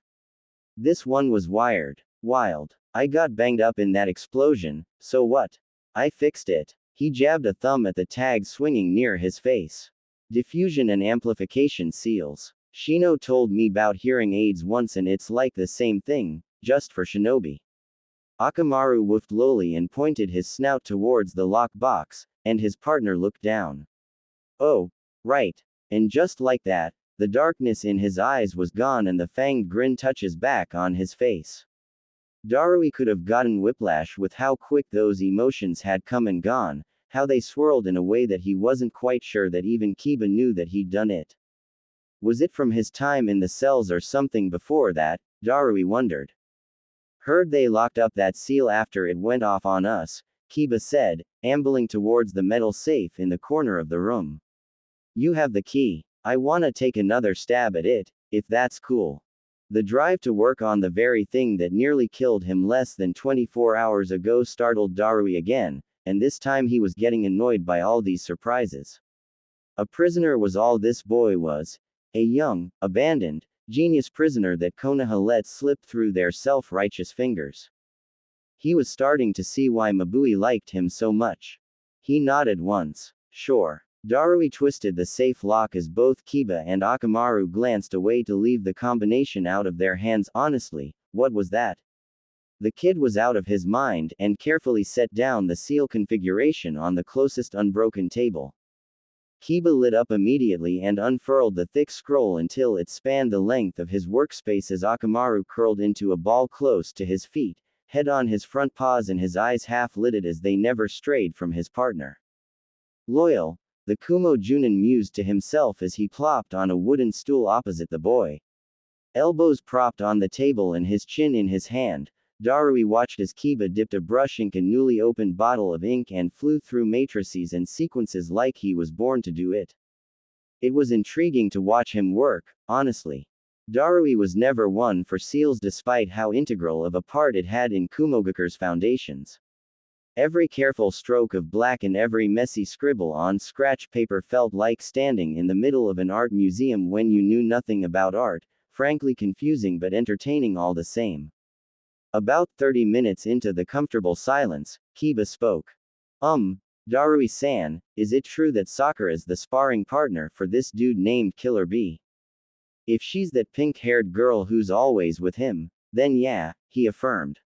He wasn't too sure of the name, but he'd caught a glimpse of the nin with one arm missing and the other clad in white bandages and a vambrace of blue-dyed yak hide most definitely meant to cover her prisoner identification. So she's okay. The genuine worry in Kiba's face hurt a bit to look at. If he remembered correctly, the Konohans had all been separated since the moment of capture and hadn't seen each other since. Okay enough that she can keep up with Bee-sama. Which was a trip in itself to find out. No one could keep up with Killer Bee, not with his eccentricities, not with whatever caught his attention next, and definitely not with the stamina he never seemed to run out of. But from the whispers that sometimes floated by him, the girl tried, and by God she tried. He told Kiba about the one-armed cliff climbing, the taijutsu spars that were said to last for hours, the way she apparently just didn't stop even though it was clear that she needed to. And Kiba just laughed, his eyes flashing with a watery shine. She's always been like that, you know, he grinned. And Mabui-san told me about Shino too, that he's working at the hospital and stuff and it's good. That they're both okay. He glanced back at the place his and his team's sealed scrolls were kept, unbroken, and his grin fell off his face. Shino has a medical inventory book he likes to keep track of and there's a sword Sakura like to use. Can you get those to them? They'd really like it, please. Darui stared blankly, blinked, and dropped his chin back into his hand. If he noticed the boy's eyes had grown even shinier, he didn't say anything about it. I'll do what I can. Shino and Sakura get their things within the week. But he didn't tell Kiba that. April howls softly at the moon. It had always been on Sakura's agenda that she learn one-handed seals. It would have been more practical that way with one hand molding chakra for jutsu while the other held a kunai or sword to deflect any bodies or projectiles that got in her way. But then the Colosseum happened, incident number 2. She wasn't looking forward to whatever incident number 3 would have in store for them. Third time's a charm was the saying, but unlucky 8 was never unlucky on a whim. Sakura swallowed down a few gulps of some energy drink brand they didn't have in Konoha and wiped her mouth with the back of her hand, some of her pink hair falling into her eyes. She knew her chakra control was better than others. It had to be. She never had monstrous reserves like her father, and no matter how much she trained, it was still one of the genes that never lent its favor. But since her realization of it years ago, there were certainly jutsu she knew could make up for what she lacked. Luckily for her, she'd seen a prime example of one over and over again when she was still in AIM. And once she mastered it, she would have to thank Kakuzu-san if she ever saw him again. There was a tap on her shoulder and she turned her head only for a finger to poke her cheek as raucous laughter filled her ears. She blinked. Break's over, B-sama. Ah, you're so cold, I don't think I've ever seen you pop a grin, he sighed, dropping onto the rock beside her. He knocked her knee with his and pushed up his sunglasses with a knuckle. But we can take a longer break, give a rest to those bruises on your shins. Sakura glanced down at her pants, which had ripped off from her bandaged ankles, and pulled up the cloth to the sight of mottled red, black, and blue. The mountains here weren't particularly soft, she thought dryly, and she'd scraped her legs against them every time she tried to dodge a hit by going low. Shino would have a stroke if he found out she wasn't. A shudder knocks into her chest and her heart squeezed. 7 months. That was how long it had been since she'd seen Shino's hands flare green and Kiba's face smudged in black ink and Akamaru with his tongue lolled out after a long run. She remembered each of their faces like she saw them just yesterday, but it was only in her luck that the last thing she could recall were Shino's and Akamaru's prone bodies and Kiba screaming to the heavens that wouldn't listen. 7 months. They probably looked a lot different now. Her cheek got poked again. She turned her head to the other side. Yes. What's got ya? Thinkin' way over there? B asked. You've got that 1,000-yard stare. I swear, I don't know where's your care. Sakura set her drink by her katana. I'd like to see my team, but under my circumstances, I know it's not possible. B's face was unreadable, as always, and she swore she'd learned to read the crinkles around his eyes. They're alive, though, and as long as they are, I won't have trouble waiting to see them again. What she didn't say was that even if it took 1,000,000 years, she would wait, because from her skin to her muscle to her bone to her core, she knew it was her fault they were here in the first place. If she hadn't been so different, they wouldn't have tipped the dominoes that landed them on Shimura Danzo's hit list. If they hadn't met her, they'd be better off. She knew that. But she was selfish. She loved them and she didn't want to let them go. She didn't know what she'd do if she lost someone like that again. Her father was already enough. B was quiet and contemplating, like how he usually was half the time, like he was having another conversation with someone else, somewhere else. Almost a minute later he came back to himself, a tilt to his lips as he rubbed the underside of his chin. Tell me something, he said.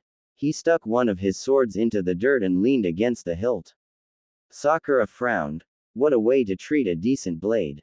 What was it like at that Colosseum? She was instantly reminded of the stale scent of settled dust and weeks-old blood. Screams rang faintly in her ears, and she can pinpoint the exact feeling a freshly sharpened axe cut through flesh and bone as she saved the one person she shouldn't have. She felt a sharp sting in her left arm just where her wrist would have been, and she looked down. Still, nothing. Just bandaged right at the bend of her elbow. Think of it as dog fighting for bets. Except the dogs are anyone they could kidnap and collar, and the ones making bets are the corrupt rich. She tore her eyes away from her arm and fixed her gaze at a spot far off in the distance. But it wasn't the worst. It was training with consequences. I didn't have to like it to know that it helped. Help. Help with what? B was starting to put the pieces together. Ever since he'd chanced upon her at Katatumbo, there had always been something off. He noticed. You noticed. And he was sure C and Mabui and Enmu and noticed if her and her team had yet to have their bodies burned and their ashes sealed into the earth.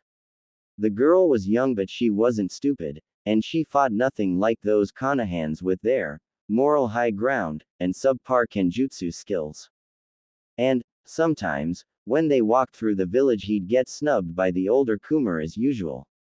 Sakura never asked or treated him differently when she saw, but once when someone made an offhanded muttering about her hanging around the wrong sort, she'd simply blinked, turned, and said, "The only wrong sort I see is somebody who can't mind their own business. Look me in the eyes and say that again." B had snorted into his hand when the passing citizen paled and quickened their pace down the street, and Yuki had sat quiet and pensive as the girl, blank-faced and cold, turned back around and continued her walk, the scars on her shoulder flashing from under her shirt. She was someone he wanted to get to the bottom of because, well, he liked the kid. Prisoner or not. You're an idiot. What's up with you cramping my style, you? Go make some friends, maybe you'll find out something new. Make friends while trapped in your thick head. I could always introduce ya to Sak. Pass. B huffed quietly and asked Sakura about the Colosseum. Her answer wasn't quite what he expected. But it wasn't the worst, she said. It was training with consequences. I didn't have to like it to know that it helped. Some of that iciness trailed back into her face. She wasn't much of an expressive person to begin with, but he was starting to think that her chill wasn't as innate as he first thought. But Gyu's interest piqued at her words. Neither of them would describe a kill or be killed situation as a training experience, much less one that made for a lot of learning opportunities. And how many training opportunities did ya get, that ya managed to work a sweat? The look she gave him said that she could see his question for what it was, her kill count, but she answered with another beat. 124 during the rounds. 20 during our escape. 144 in all. B opened his mouth, a frown in the corners of his mouth and a question bursting on his tongue, but then there was the telltale tingle at the back of his neck as Gyu's warm, heavy chakra washed over him. Pale pink pupil-less irises melted over the whites of his eyes behind his dark lenses, and he straightened in his seat. 144. Yuki's voice drawled from B's mouth. Sakura's eyes narrowed slightly, but other than that she offered no other movement. Even he had to nod to the small part of him that found it so damn interesting. Why did you think it was necessary to keep count? It's important to keep a track record, she answered. Keep yourself in check because no one else will. And for your team, 118 for Shino, 116 for Kiba. It didn't skip his notice that the number of her kills exceed the other two by a substantial margin. Yuki might not completely understand how humans worked or why they thought pitting themselves against one another could ever be fun, but he was sure an institution like the Colosseum could only work on a system that its victims had to follow to a T. So what are you saying? It's not like you to find something dismayin'. Yuki didn't get to reply to his curious host, because the girl at his side shifted to face him better and bent down into a short, polite bow. I haven't introduced myself, but you've probably seen me through B-sama, she said. I'm Sakura. It's nice to meet you. There wasn't an ounce of fear in the slope of her shoulders and her tone was as bold and genuine as it had been when B found her pushing herself to fatigue in one of Katatumbo's empty concrete cells. The first thing he realized was that she knew he was a tailed beast. The second thing he realized was that even when the scars on her shoulder had been caused by one of his siblings, she didn't treat him any differently than she treated B. It's nice, isn't it? B remarked gently, his voice a soft brush against the back of the head. To get treated like you ain't some outcast misfit. Quote. Call me Hachibi. And he relinquished control back to his host, receding back to the open space of his seal. He said nothing for the rest of the day, his mind too filled with thoughts of weird little Amex and their mannerisms. He was going to lose his mind, he just knew it. Motoi stared at the pink-haired kid standing in front of him, a katana slung across her back and probably the blankest expression he'd ever seen on anyone across her face. He hoped she didn't notice how much he was losing his shit on the inside, but yeah, in all the years he'd been stationed as head supervisor on Genbu, the Turtle Island, he'd never had someone just show up. Maybe she was lost. Yes, lost. just happened to wander onto Kumo's sentient training ground that was literally an enormous turtle that floated around the coast as she pleased.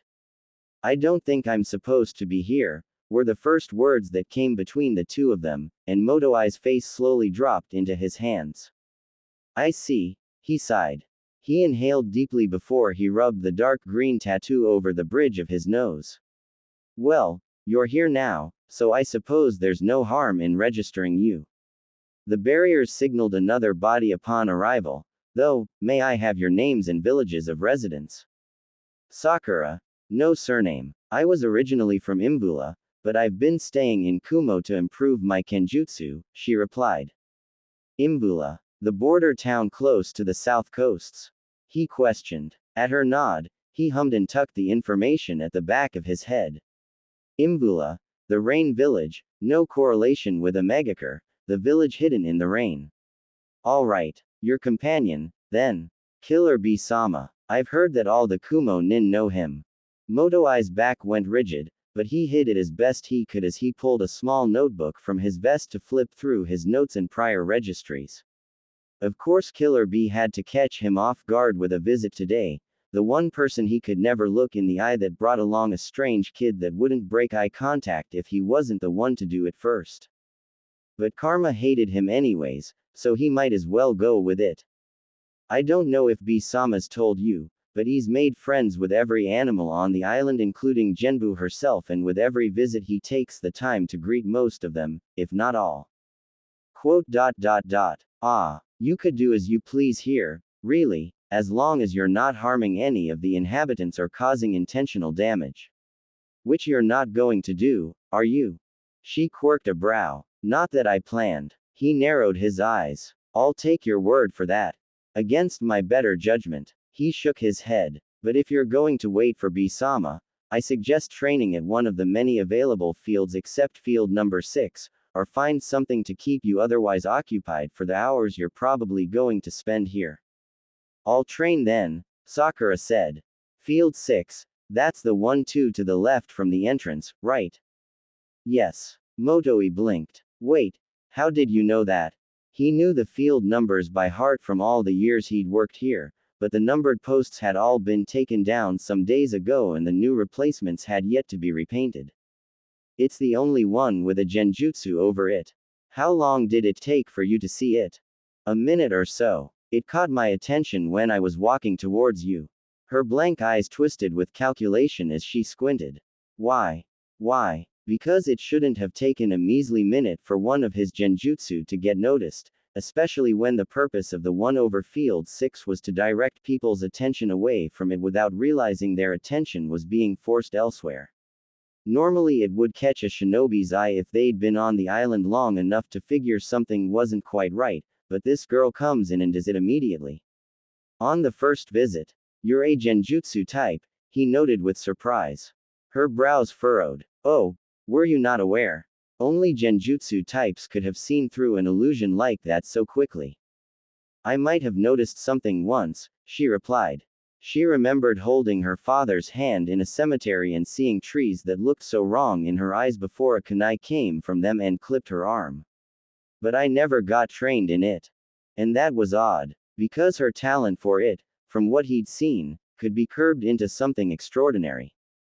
Did you ever want to learn? He tucked his notebook back into his vest and took a seat on the trunk of a felled tree. Sakura eyed him warily, but took the open invitation and sat a step or two away with only the slightest hesitation. I guess it was something I never got to focus on. Are you interested in learning? Are you offering to teach? She shot back. Motoi leaned back with a hum. Her defensiveness shouldn't surprise him. Here he was, a complete stranger trying to pry into the history of her skills and talents. She had every right to be worried and didn't seem used to the Kumo way of scooping up the worst to make them the best, and scooping up the best to make them better. When he thought about it, he supposed teaching wouldn't be so bad. With all the time he'd spent on Genbu passing the years with only animals and short visits from other Kumo shinobi as company, it got a little lonely from time to time. He was lucky he usually preferred the quiet and the solitude and the sound of rolling waves that pushed against Genbu's great sides. But, Teaching wouldn't be too bad. I suppose I am, he answered honestly, lips tipping up at the first time the girl broke her expressionless mask by letting her eyes grow a fraction. They quickly snapped back to a glare, though, as her own arm shifted closer to the katana at her hip. What's in it for you? I'll get my first student to continue on what I know. That's a good enough reason to want to take you under my wing, isn't it? He shrugged. But it's your choice. I'm just a Junin who's only getting older. Her stance didn't lighten and her hand continued to hover over the hilt of her blade, and if she kept looking into his eyes she would see the way dark depths sparked in approval. He didn't have to ask her to prove herself, he didn't need to fight her to make her show her resilience. In the way she never let up, the way she persevered with everything she must have lost. It was proof enough for him that she must already be someone exemplary. Eventually, Sakura lowered herself into a slight bow. I would be pleased to take you up on your offer. Motoi. He clapped her shoulder a few times to get her to straighten up. Nice to meet your acquaintance, Sakura-san. Not too far away, B smiled to himself as he scaled a tree to watch a number of Himalayan jumping spiders crawl around the branches. But May was never kind. The hospital was stressful. There were medics rushing the halls, nurses filling out paperwork, beeps and clunks and clicks sounding off in the building that would never hush. It was bustling, it was frantic, it was chaos. And Shino loved it. He didn't know exactly when the idleness started on him like an itch he couldn't scratch, but he noticed how quick irritation started to settle if he wasn't reading or writing or sewing strands of muscle together. His Kikai felt the same way too, and Shino managed to convince C to at least let his colony flit around the vents and blame the noise on the air conditioning. He stopped by a window in the hall, one hand in his white coat pocket and the other holding open the file he's in the middle of reading. The skies aren't the same deep blue like in Konoha and much of it was drowned out by the clouds. Everything was paler and the sun didn't feel quite as yellow. And even though nothing was the same, the village was like a breath of fresh air in his lungs. Shino-sensei. A nurse called ahead of him. C-sensei requires your assistance in emergency room 3. On my way, he returned. As he hurried toward the stairs and made his way down to the first floor, he paper-clipped the page he left off and set it on the administration desk before he slipped into the emergency room. He pulled on a pair of gloves from the rack on the wall and tugged them on as he shut the door behind him and approached the burned, unconscious body on the bed. Odd that it's only C and him there, and there were no nurses checking vitals. Training injury. Field mission, C corrected. Shino assesses the angry red burns that curled, leaving no centimeter unscathed with the sheer amount of top skin layer that had been singed right off. He brushed some of the stray blonde hair that was soaking up blood from the wounds. He'd seen those burns before. Tailed beast chakra, he recognized. C flinched, his head shooting up. It causes permanent disfigurement no matter how severe the injury and requires immediate attention to address possible internal damage. How did you? I've treated it before. An image of Sakura's dim apartment flashed behind his eye and there was a phantom feeling of blood on his fingers, sweat on his brow, and a tunneling vision from the sight of burnt cloth buried in weeping gashes. He shook his head and clenched his fists when the threat of tremors started to creep down his arms. There's not much we can do but assure whatever needs to be healed is healed. But when he lowered his head back towards the body, he saw the tips of their patient's fingers slowly but surely knitting itself into a normal skin color. What? This isn't a typical Kumo nin, C started reluctantly, but Shino had already turned his ear away as his brain kicked into overdrive. Chakra burns, self-healing, only him and C attending to the patient, only one viable explanation rose and he supposed it wasn't a stretch. No, because this is a Jinchuriki, he interrupted, and the medic across from him paled. How did I come to this conclusion? Those capable of wielding healing chakra are scarce in Kumo, as you've once told me, and I doubt any of them are capable of such an advanced healing capability that can be utilized in an unconscious state. In fact, the only person who may be able to perform such a feat is Senju Tsunade. He tilted his head, oblivious to the way C tensed. Look, if you have any problem with Jinchuriki, I suggest you. Whatever needs to be done has to be within the short window between time of injury and the end of the healing period, Shino continued, too engrossed in his thought process to have heard anything at all. His hands flared a careful mint green as he hovered one hand over the torso and the other over the heart. 30 minutes is my estimate. He glanced up and frowned. C-sensei. C blinked out his stupor, his hands glowing chakra scalpel blue and a slight smile on the corner of his lips. We need to get the bone shards out of her left arm and right leg before they're completely healed in, and we have to dig it out ourselves. Remember what I taught you about using chakra as a tool. Stay away from the veins as much as possible. Good. Keep it in mind. Let's get to work. : The Jinchuriki's name was Niyugito and she was host to the two-tailed cat. Many looked up to her and her skill, and just as many, if not more, feared her all the same. Shino lent an ear to the whispers of his colleagues where he'd learnt just a couple of things. 1. Of all the times she'd come to the hospital, only C and the same one nurse had come to her aid. 2. The longest she'd ever been unconscious without signs of waking was 12 hours, most likely due to the nature of her beast. It had been 24 hours since he'd been called to her healing and she hadn't even twitched. There was something wrong, and Shino was going to figure out what it was. Call it intuition or paranoia, but a sudden change for anything called for suspicion. From all the eavesdropping he'd done on his classmates at the academy to the spying he'd done once he started to carry the Unlucky 8 name, he learned how crucial it was to never count out the stupid or impossible. Underestimation led to downfalls, and downfalls could lead to death. On one of his breaks he entered Yugito's room and flipped through the clipboard hung on the foot of the bed. Because there was no nurse that accompanied him on the clock as per C's orders, just to mind his training, was the excuse, because they couldn't just say a prisoner couldn't wander without supervision, the door was cracked wide open. No change, he muttered to himself. How is there no change? All the medication has been given, all internal and external injuries have been healed. He walked around to the IV bag and took a sample of the solution. A quick glance out the door showed no one passing by, and he wasted no time dropping the sample into a vial of clear liquid he'd produced from his coat. A quick inversion of the container and the mixture remained clear, free of any indicative color. That ruled out sabotage. Then, Shino straightened one of Yugito's pale arms and searched for a vein near the joint of her elbow. He pricked her freshly healed skin and smeared some of her blood on the pad of his thumb. Plucking out the medical inventory book C returned to him 2 months ago, he opened to the back cover where his self-made pocket still held the seal papers Kiba drew up with a jutsu Sakura manufactured one night after dinner. One bloody thumbprint later, the seal brightened and dimmed, but didn't change color either. If nothing's wrong with her blood either, perhaps.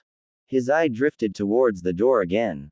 Even after running every possible consequence in his head, he shut the door, locked it, and let his kikai swirl around the room. :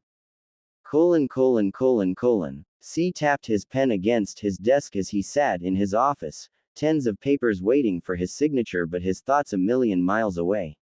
It was about that time of year again for staff evaluations that would eventually be read over by the Sirius Central Hospital head and then eventually Reikage-sama himself, and rarely was there ever an employee that came out with a poor assessment. Which came to the problem of the newest medic working the rounds. When he picked Shino up from Katatumbo, he was expecting a medic that could at the very least take up the slack and keep the rest of them from shouldering too much work. He thought the hospital would have a new medic to take on simple cases like broken skin and snapped bones, or would take up the duty of going through the routine checkups all shinobi were required to attend to once a year. But what did he end up getting? He got a medic that could pick up a plethora of anomalies 3 minutes after a simple scan, could be as efficient without chakra as he was with chakra, and could correctly identify chakra burns by sight and hold no prejudice for any patient he worked with. And much to his disgruntlement, those things he listed were only the few of many. To put it simply, Shino was brilliant and he had no idea how Konoha let this one go. He frowned. And if the boy had been left to rot in Katatumbo, there would have been nothing left of him but scar tissue and healing hands. A knock on the door resounded, and C straightened. Come in. A nurse bustles through and set another stack of files by his side. He withheld a sigh. More evaluations. Got it in one. She smiled pityingly. This is the last batch of them, if that makes you feel any better. A bit. Thank you, he said. He clicked the top of his pen before setting it down. If you're going past the break room, could you get Shino for me?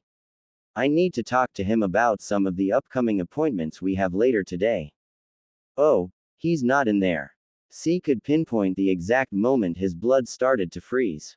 What do you mean? I stopped by the break room before coming here and the only one in there was Q-sensei eating his lunch and C-sensei. C was up on his feet before he even got a chance to think and brushed past the nurse with a quick, "Excuse me." His office was on the top of 7 floors and there was an endless amount of units he could check to find the wayward medic. Had I let my guard down? Was he waiting for the perfect moment?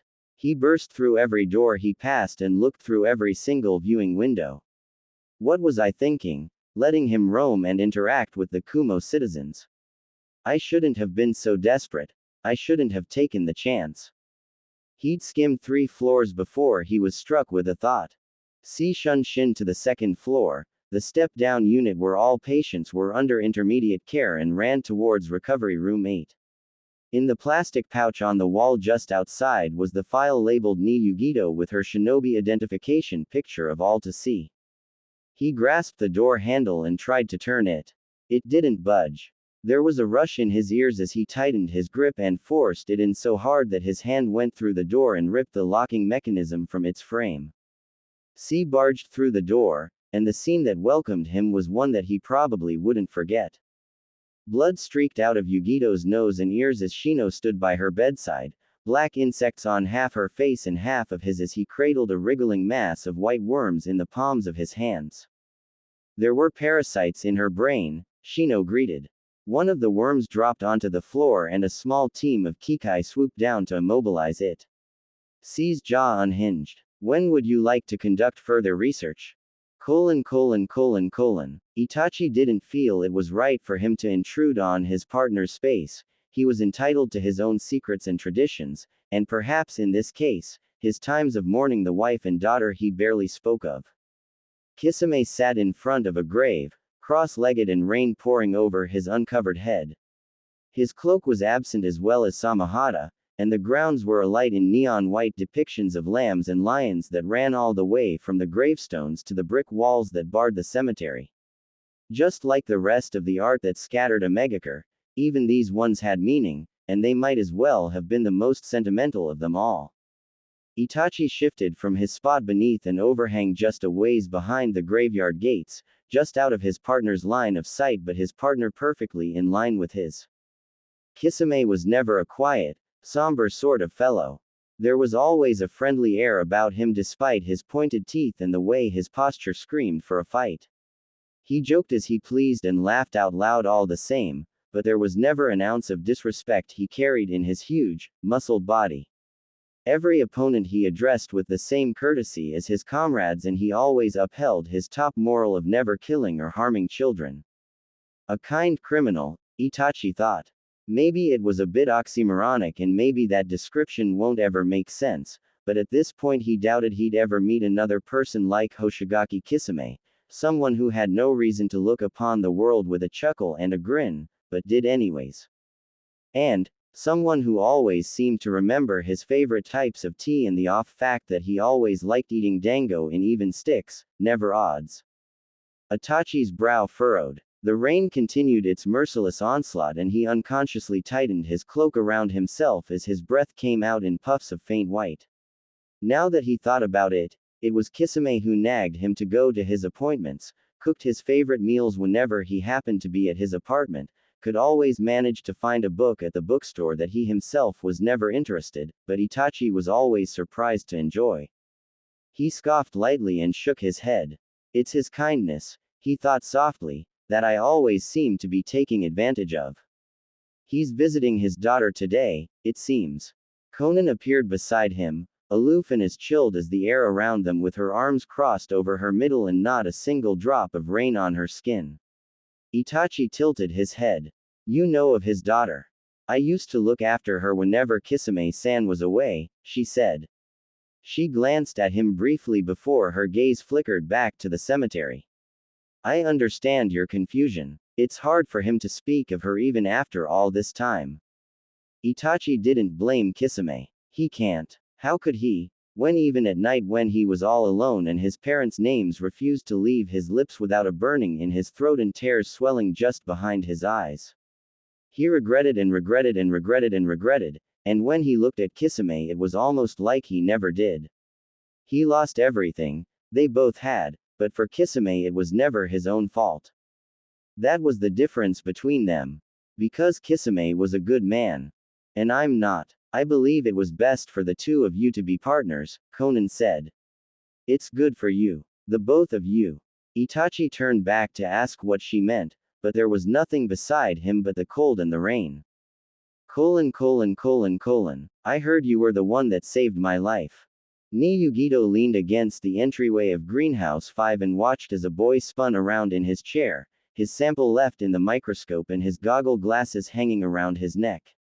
She noticed how his right eye shined and didn't move in tune with the other, but before she could observe further, his gloves were peeled off and in the nearby trash can and he was readjusting the glasses over his face.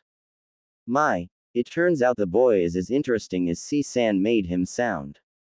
I noticed the parasites, he replied. He stood to smooth the wrinkles in his coat and extended his hand.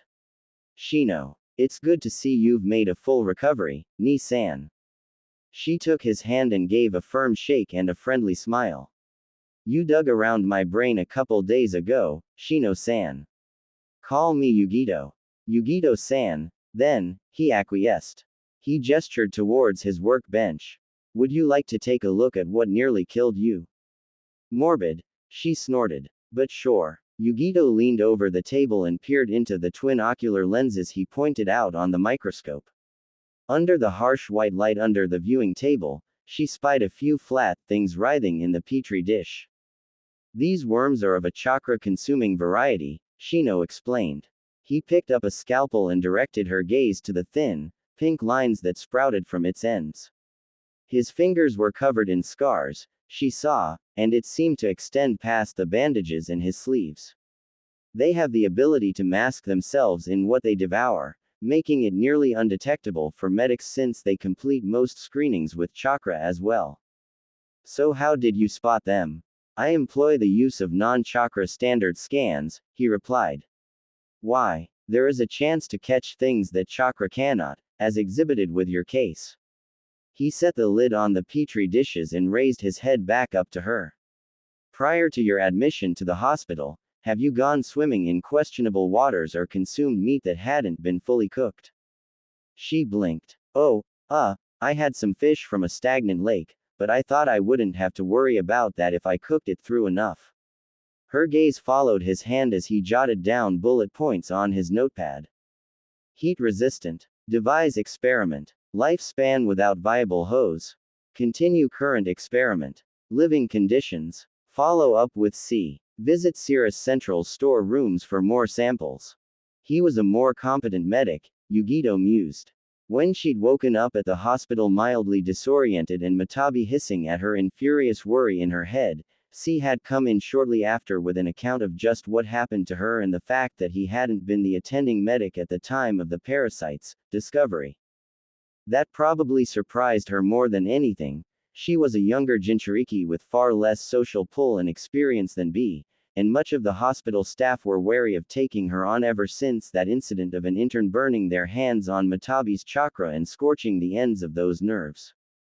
It wasn't like it was her fault the intern hadn't been paying attention, but the damage was already done and she was pushed further on the outskirts of Kumo's social circles.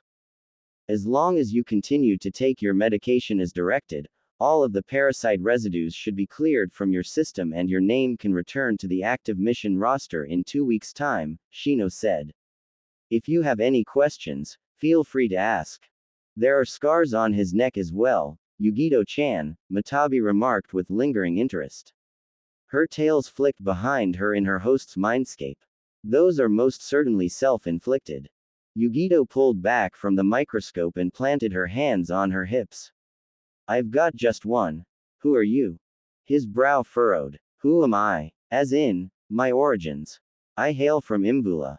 C told me the same thing, but I knew it was a lie from the moment he told me.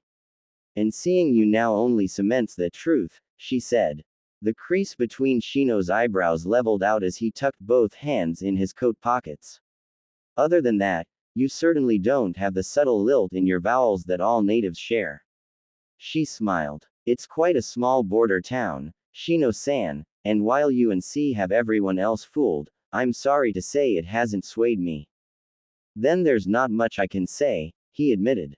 It's all under C-sensei's jurisdiction, but all the time I spend out of the hospital is in Katatumbo Penitentiary. Why? Her eyes blew wide as they tried to search for the lie in his face. I'm certainly not a guard, which leaves the only other option. Yugito was stunned. Her life was saved by a foreign prisoner. Who knows I'm a Jinchuriki, but doesn't care regardless. And he must be trusted, especially after the stunt with her case, because he was the only one in this greenhouse and she knew C well enough that he would have never let a prisoner to themselves if they posed even the slightest threat to the village. And what does that mean to you? That if he doesn't care that you're with me, then.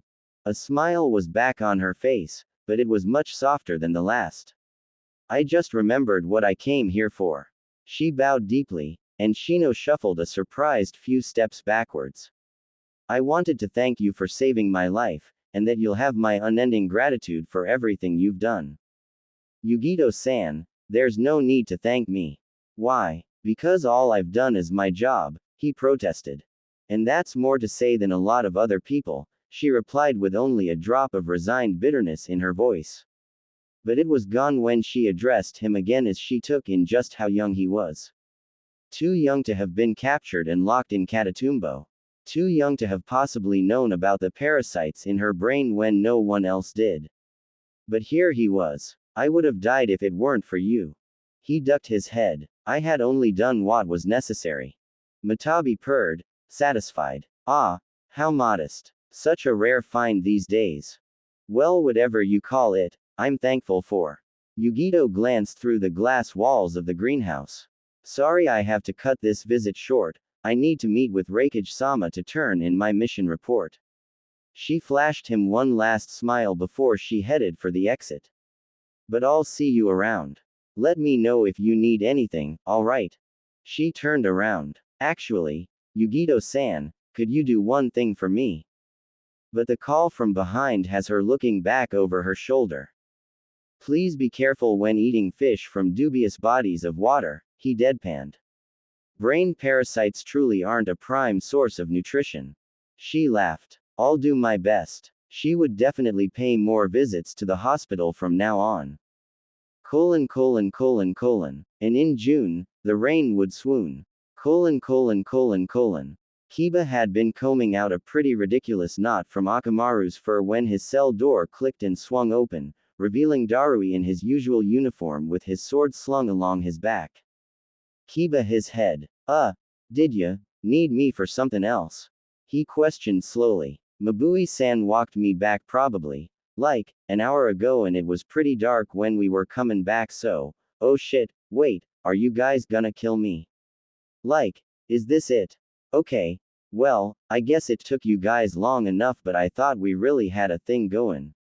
You're not getting executed, the Junin interrupted amusedly, holding off a snort at how the boy sagged in relief. Someone might as well have told him he wouldn't have to take a test and he would have reacted the same way. You're getting transferred to another cell. Get your things and come on. Another cell. Kiba hefted himself to his feet and swooped his scrolls, ink, and brushes into his arms, and Akamaru scrambled onto all fours and latched onto his partner's spare clothes. They were led out the hall and up the spiraling stairs instead of the usual downwards. Something wrong with ours. Did you like your old cell? Nah, it sucks, he answered honestly. This time, Darui did snort. But I'm pretty sure that was normal prisoner treatment. You sure we're definitely not getting killed? Do you want to be? No, but I'm just askin'. They ended up somewhere on the top floors, Kiba noted cautiously. One had an open entrance with no door, and a quick glance inside showed him a clean space with room for storage. But the other had the same thick metal door as his old cell, and as Darui swung it open and ushered him inside, he saw. He blinked. And again. Then he rubbed his eyes with his sleeves and blinked a few more times and strained himself to make sure his eyes weren't acting up. The new cell was as big as Sakura's apartment back in Konoha. The walls were painted a cream color and a bookshelf spanned an entire half of one wall. To its right was a plain gray couch and to the wall adjacent was a cluster of beds that Akamaru carefully poked at with a damp nose. What's? Across from the bookshelf was a connecting door that led to a bathroom equipped with a single sink, a toilet, and a shower head all surrounded by white tile. Kiba slowly set his things down on the small brown table near the shelf and turned towards the door. What's this? Darui gestured lazily. Your new cell. At the sight of Kiba gazing up at him with some newfound wonder, he averted his eyes. Shame, it must have been when he reflected on it later. This is the 9th month you've been at Katatumbo and the 6th month you've loaned your services to the SEALs division. Mabui-san and I were able to pull a couple of strings. He hummed. Well, us and a few others. He coughed to clear his throat. I'll leave you to settle down. The door shut but Kiba barely heard it. One of his hands dropped to thread through the fur on Akamaru's head. He didn't know how long he stood there staring at the clean walls and carpeted floor and the couch he could already imagine himself taking day-long naps on. He couldn't remember the feeling of sleeping on something that didn't have springs digging into his back or wasn't a concrete floor. The other cell was a gray brick with nothing in it and the Colosseum cell had just been a rotting, dilapidated. Akamaru barked frantically, and Kiba's head snapped over to the beds. Beds. Plural. That. There was the sound of the door unlocking again and he spun around, nearly knocking his shin into the table. Shino walked in, and they made eye contact for the first time in 9 months. Oof. Kiba couldn't manage another syllable as he was lifted into the air and crushed into sturdy arms and the deafening sound of kikaichu buzzes.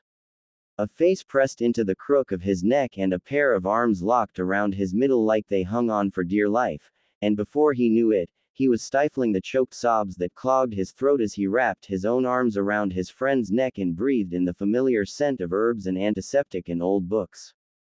You grew out your hair, Kiba sniffed, a hand coming up to feel the high bun atop Shino's head. And you got new earrings, Shino mumbled. They pulled away with their hands still on each other's sleeves, and Shino braced himself to keep steady as the now enormous Akamaru dove into his side. Kiba grinned sheepishly and scratched the back of his head. So I got a story about that, actually. What does that mean? Okay, but don't get mad. Akamaru suddenly wiggled until he was back on the ground, his tail wagging so fast it was nearly a blur. Kiba and Shino shifted back towards the door. It wasn't closed. And Sakura stood in the threshold, over a full head taller than them both and pink hair cropped to the base of her neck. More tears burst past Kiba's eyes and he shouted the first thing that popped in his head. Why the air you so tall you goddamn Sasquatch? He ran and jumped into her good arm latching around his waist as he clung on. Shino and Akamaru weren't too far behind and their combined weights were enough to barrel them all into a pile by the bookshelf. Kiba's shoulder smacked against the table, Sakura knocked the back of her head on the floor, Shino ended up a starfish over the both of them with all of Akamaru's paws planted on his back. I'm not tall, Sakura murmured. Her right arm held Kiba as close as she could hold him and she buried her face on the top of Shino's head. Not my fault you can't grow. She still smelled of polished steel and fresh bandages and rain at its most violent, and it only made Kiba cry harder. It had been so long since he'd felt this warm. It had been so long since he'd been home.